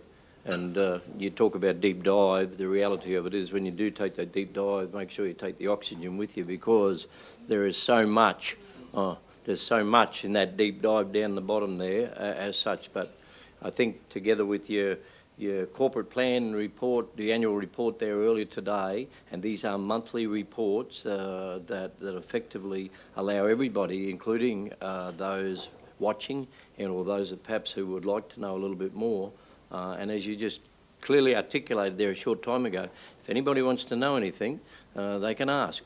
And I've seen that on a number of occasions if people want to get that clarification. So that's a credit through, I suppose, the CEO to you, Mark, and your team, that you do respond to people that are inquiring, subject to the Privacy Act. So I still say it's exemplary, and it's as transparent as it can possibly be. But take the oxygen with you, deep dive. Would you like to comment on that at all, Mark? No? Okay, wonderful. So we have a mover on Councillor Holzheimer and a seconder on Councillor Wagner. All in favour? Thank you very much. And I think that's all for the officers' reports. We go back to, or now on to G5, Councillor reports. And I will hand it over, and then I'll do my quick little report myself. Councillor Patrick. I just quickly want to congratulate all of the graduating Year 12s who have just finished. A number of councillors and community have taken the time to go and see their formals, their awards nights, and the lots of different festivities that come with the graduating class of 2024. So I just really wanted to say congratulations to all of the students, congratulations to all award winners. They're exemplary, and I know that they will start their new chapter in their life with their best foot forward, and just want to wish them lots of luck from our council. Thanks. Thank you, Councillor Patrick, and congratulations to you, because you have a Year 12, so do I. 11, I thought he was 12, but you got lots of awards, I've seen. Anyway, congratulations on them. Councillor Churchill. Thank you, Madam Chair. Yeah, look, due to my absence this morning at the beginning of the council meeting, because I attended the Star of the Sea school captain presentations, it's wonderful to see so many young people of leaders within our community. But if you'd allow me, please, because at the beginning of the agenda is the messages of condolences, and that I would like to emphasise a condolence. It is with immense sadness that we share the loss of one of our own, Dale Simpson, a beloved member of our community, our tradie workforce industry and the Valley's Rugby League Football Club community. Dale's recent passing on Saturday, November the 16th was sudden and a tragic death, and has left many of us grieving deeply. His love for his fiancée Amy and their two beautiful children, Aria and Elwood, was evident to all who knew him. As a community, we stand together with the Mason and the Simpson families. In the wake of this tragedy, a GoFundMe page has been created to help support Dale's family during this incredibly difficult time. And while no contribution can fill the void that he leaves behind, any support for Amy and the children will help provide some comfort and care and security as they face the tough road ahead.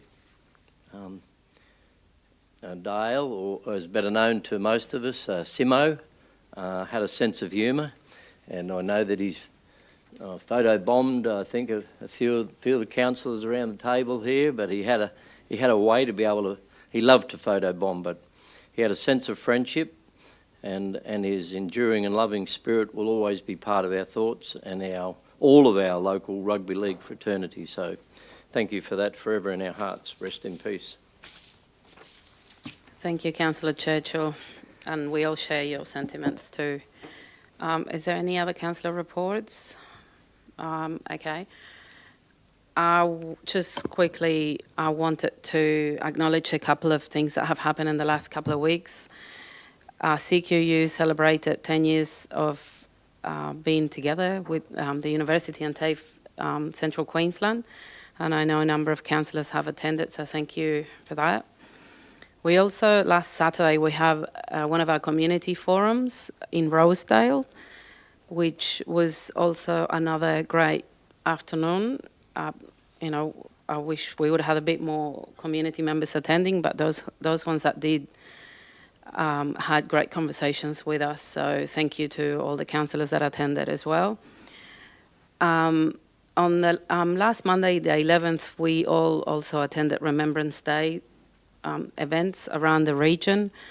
I was personally in Mount Larkham with Councillor Davis, but I know we all attended all the different services around the region. So thank you, and thank you to all of the RSL branches and sub-branches for continuing to hold these events that also gather a lot of community members, from little young kids to school kids to retirees and different community organisations.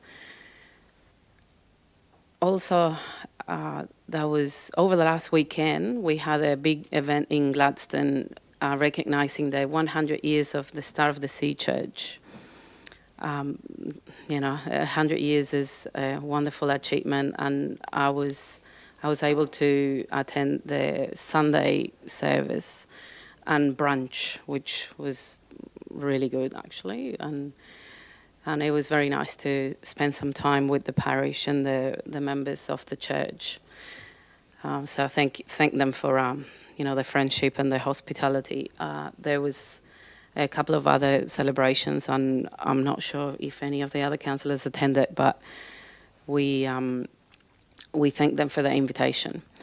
So upcoming, we have a couple more community forums. November the 20th, Wednesday, we have the community forum in Gladstone. So hopefully anyone who's watching, you know, just come, say hello. You don't have to have a problem. You can also come and talk to us. We're implementing this around the region, so, and we're looking at continue doing it, but we will like people's support, so in having those conversations with us, and also with some of our key members, staff members. On Sunday, the 24th of November, we're having a Welcome to Gladstone morning tea in the Boyne Valley, and on December 7th, we're going to have the community forum in Boyne Tanham. And on the 30th of November, we're going to have the community forum in the Boyne Valley. So people in the Boyne Valley, you're going to see us around for a bit, more than what we normally are. And also on November the 29th, we have Calliope Community Christmas Carols. So there's lots of things, and I know we're having more. There's more and more events around the region. A couple of reminders. There's expressions of interest that are currently open for the Gladstone Region Youth Council. They close on December 8th. So any young people, I think it's from 15 to 25. So 14 to 25. Thank you, Councillor Wagner. So if you want to join the Youth Council, it's a great experience, lots of learning, lots of connections, and, you know, it's also a little bit of fun. So please go to the council website. And if you're a small business owner in the Gladstone region, we're running a survey in our conversations page to improve the way we support our local small businesses. So please head to the conversations page and help us understand what your needs are. I think that's all for me. Anyone else can think of any other councillor reports or anything that you want to say before we go to the next item? No? So there's no urgent businesses. There's no notices of motion. We do have a confidential item. So in accordance with the Local Government Regulation 2012, it is proposed to close the meeting to discuss this confidential item. So the motion is that the meeting be closed in accordance with this section of the Local Government Regulation to discuss G8.1 out of policy water leak concessions, as the report will discuss rating concessions. Can I please have a mover for that? Councillor Holzheimer, seconder Councillor Wagner, all in favour? Great, and we'll be back after we have this discussion. Thank you.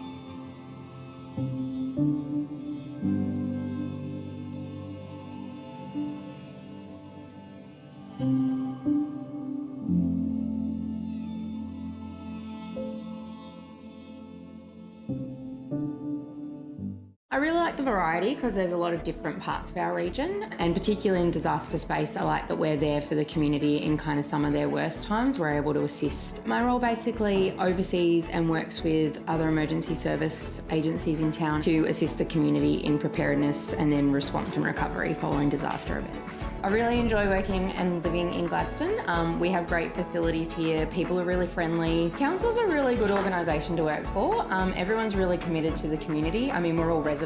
We want to see what's best for the community happening. I do quite a few sports in town, so use a lot of our sporting facilities, as well as involved in the community theatre space, so getting to use the GECC, which we're really lucky to have. I do the community musicals, so we've done, I've been involved in Anything Goes, Legally Blonde, Carrie, and then also do foster caring through GPAWS, which is one of the animal rescue groups. Emma Catlin, Disaster Response Specialist for Gladstone Regional Council.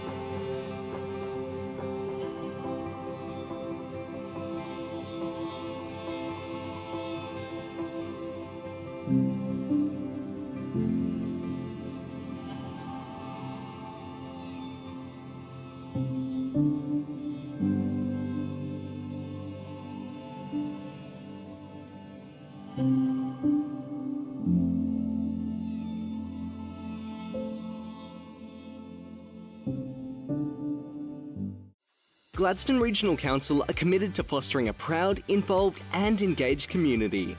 The Gladstone Regional Council Community Investment Program provides financial support to local community initiatives, projects and events which promote community connections, regional enhancements, community celebrations and community education. For more information on the Community Investment Program, visit gladstone.qld.gov.au. Gladstone Regional Council. Connect, innovate, diversify.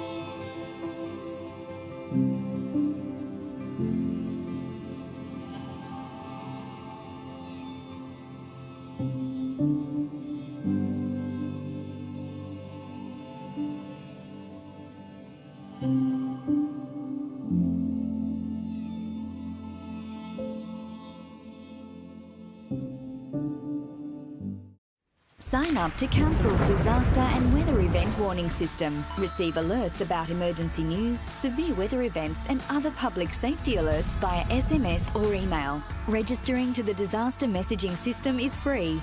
To register, visit Gladstone Regional Council's Region Watch website and click on the Register for Warnings button.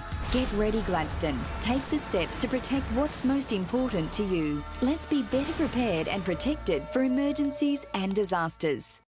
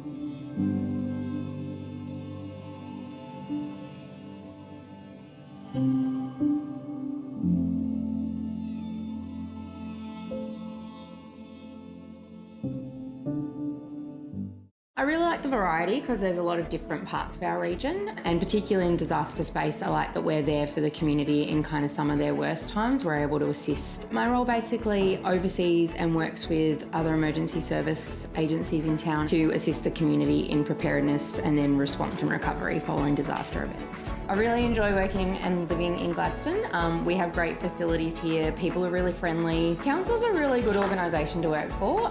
Everyone's really committed to the community. I mean, we're all residents. We want to see what's best for the community happening. I do quite a few sports in town, so use a lot of our sporting facilities, as well as involved in the community theatre space. So getting to use the GECC, which we're really lucky to have. I do the community musicals, so we've done, I've been involved in Anything Goes, Legally Blonde, Carrie, and then also do foster caring through GPAWS, which is one of the animal rescue groups. Emma Catlin, Disaster Response Specialist for Gladstone Regional Council.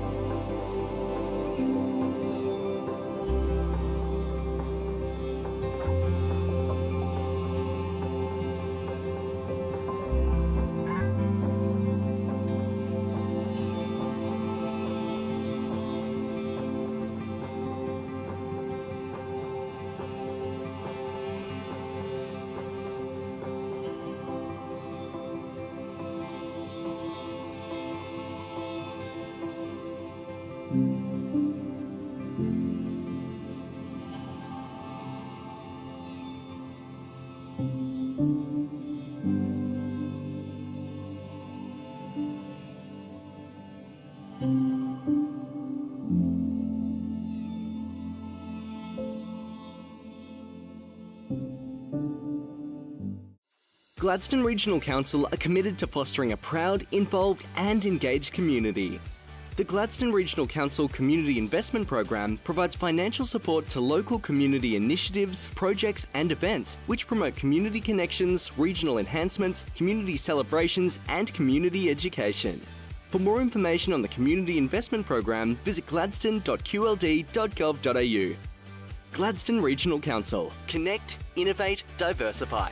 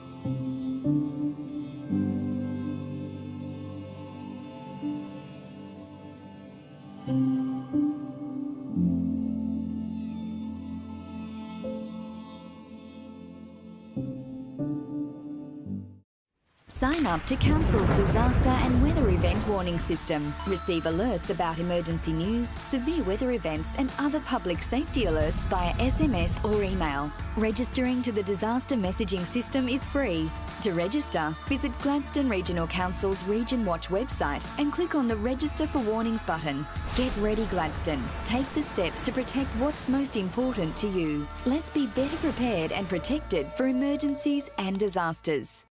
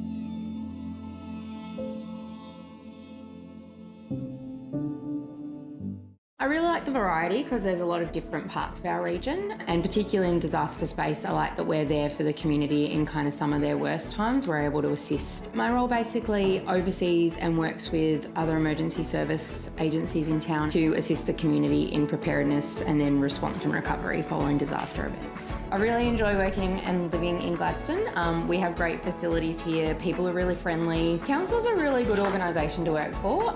Everyone's really committed to the community. I mean, we're all residents. We want to see what's best for the community happening. I do quite a few sports in town, so use a lot of our sporting facilities, as well as involved in the community theatre space. So getting to use the GECC, which we're really lucky to have. I do the community musicals, so we've done, I've been involved in Anything Goes, Legally Blonde, Carrie, and then also do foster caring through GPAWS, which is one of the animal rescue groups. Emma Catlin, Disaster Response Specialist for Gladstone Regional Council.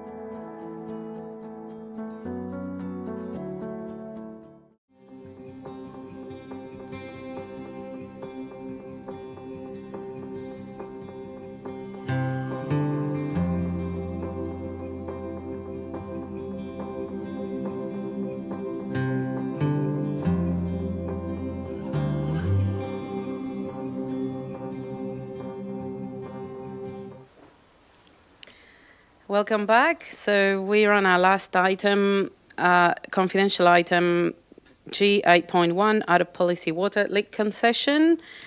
And do I go to you, Mark, for this, or do we just go straight to vote? Yes, thank you. Yeah. So, councillors, you've received applications. Apologies. We've received applications for out of policy concealed water leak concessions with respect to 5 properties that are over and above essentially the water leak concession that would have already been applicable to those properties. And essentially, as a matter of recourse, those properties have asked that they be considered by council. The report contains 2 properties that are residential in nature. We have a commercial property and we have 1 school and 1 bowls club for your consideration.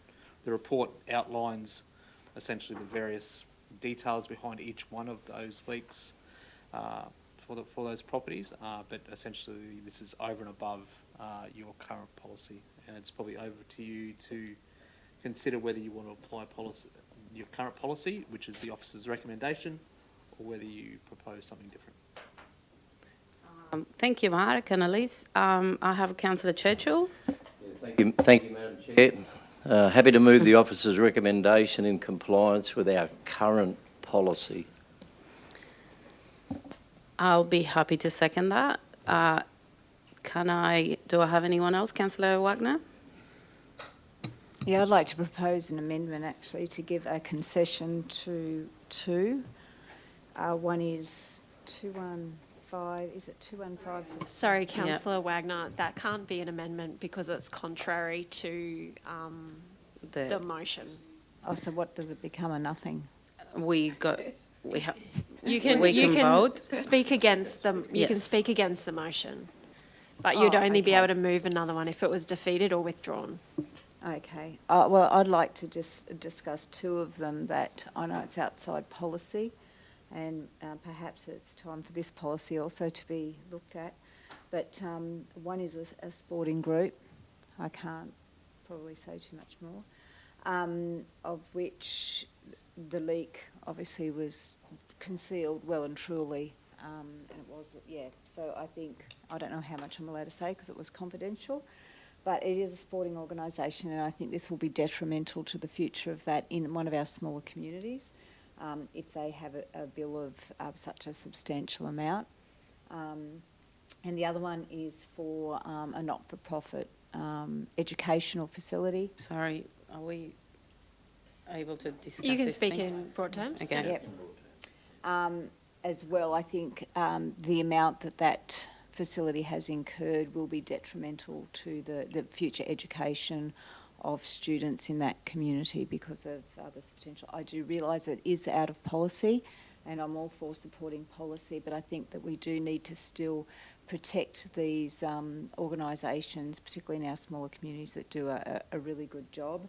And the circumstances that has led to this too, haven't you know, they should be probably watching their water meter, and hopefully they'll do it in future. But I'd hate to see this actually be the end to those organisations. Thank you, Councillor Wagner. Do I have anyone else that would like to speak to the motion or against the motion?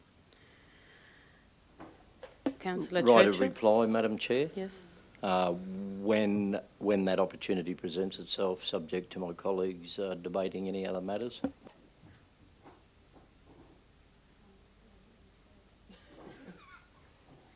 I'm just seeking a direction. I'm seeking a request from Madam Chair that I have a right of reply as the mover of the motion, subject to any other debate and or comments that may be forthcoming from any of my learned colleagues. Councillor Patrick, would you like to ask a question or make a comment? Yeah, I just think that we need to be really careful with going outside of the policy. I think it could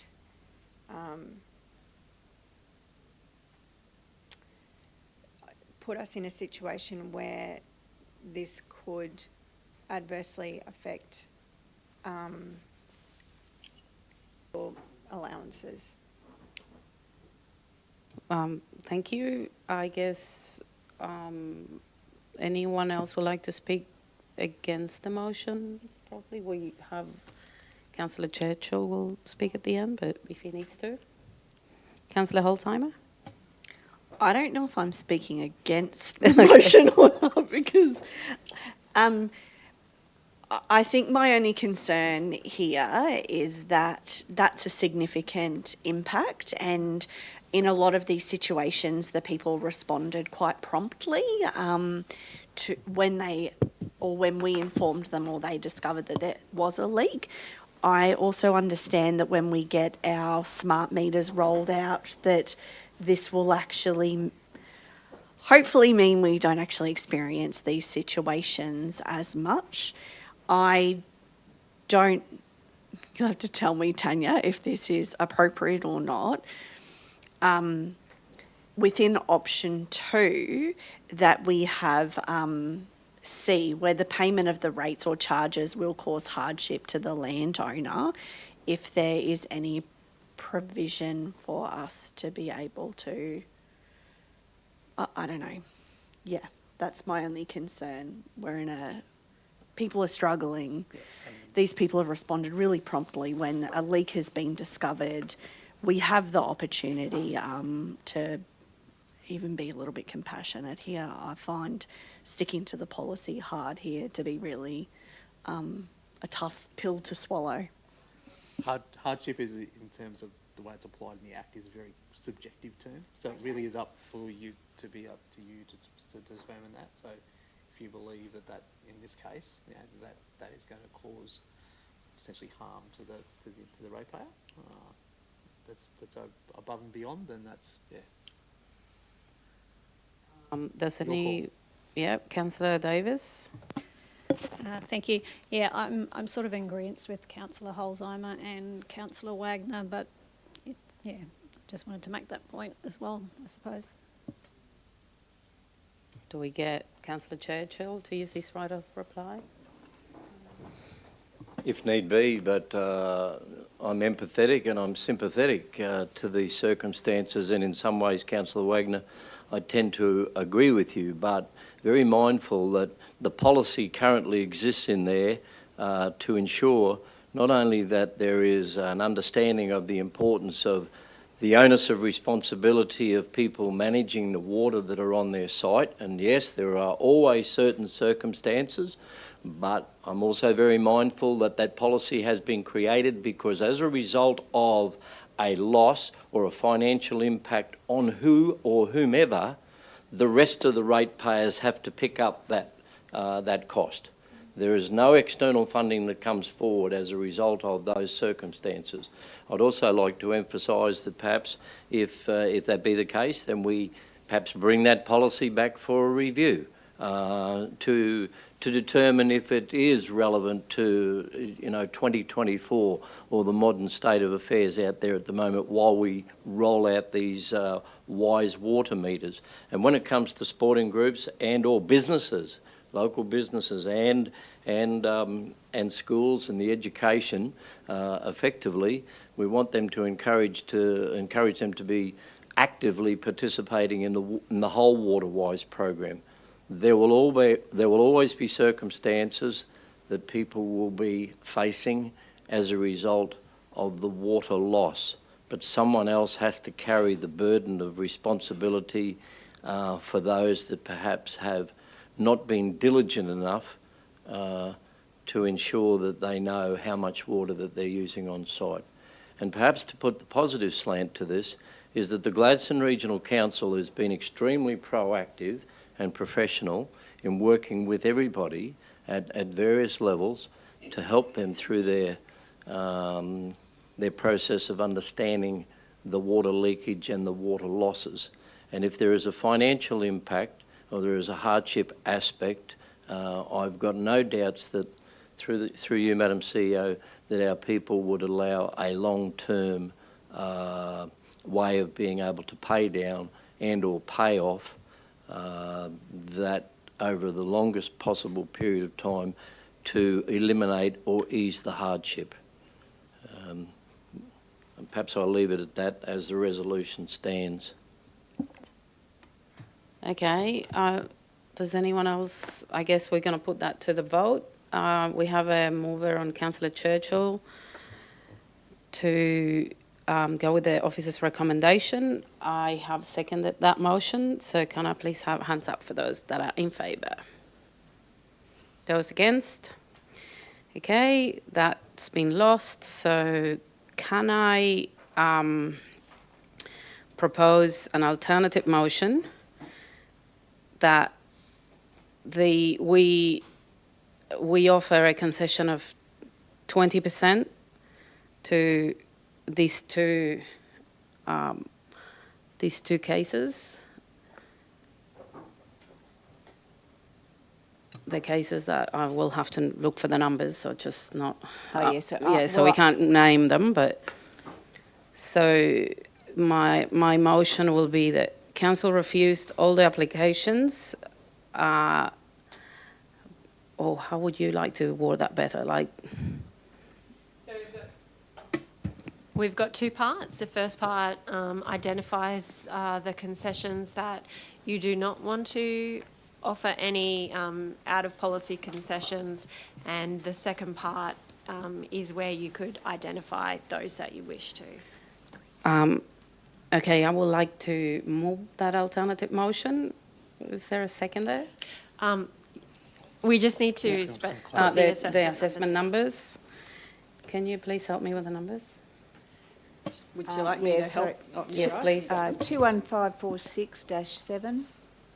Which ones are these that you would like to grant concessions for? Yeah, but the 20%, if you think about the concession already, the 20 on one of them probably is less than what they're getting. Yeah. Just so you know. And the other one is 41042. Oh, sorry, did I get wrong? 21546-7, yep. And then 41042-3. But if you have a look at the what we're already done in a reduction, the 20% may not reach for one of those. 20% of the outstanding payment will be, so it'll be an extra.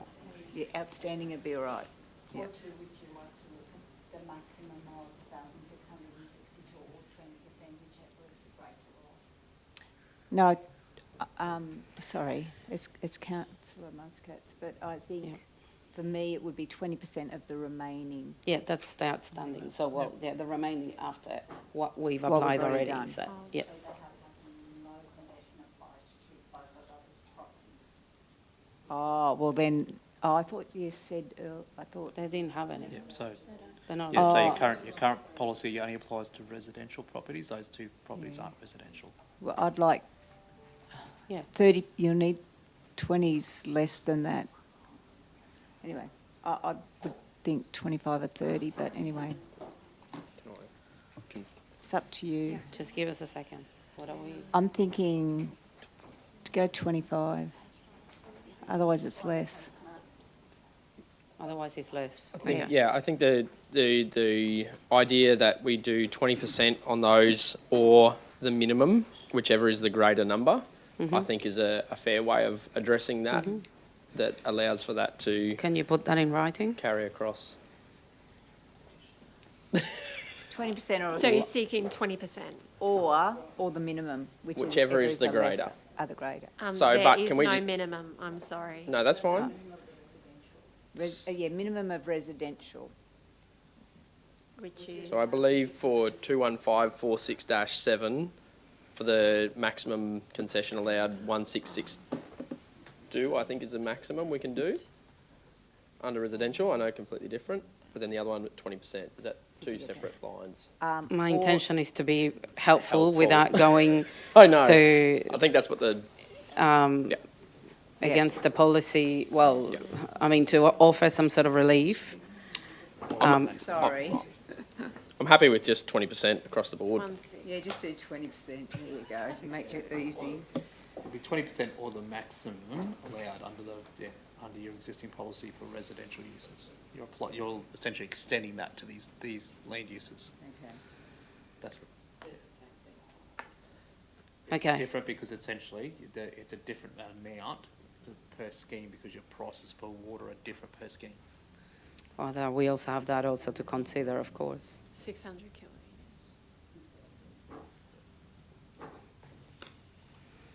Okay, can I have a seconder for that? Councillor Wagner? Does anyone have any questions or comments? Councillor Churchill?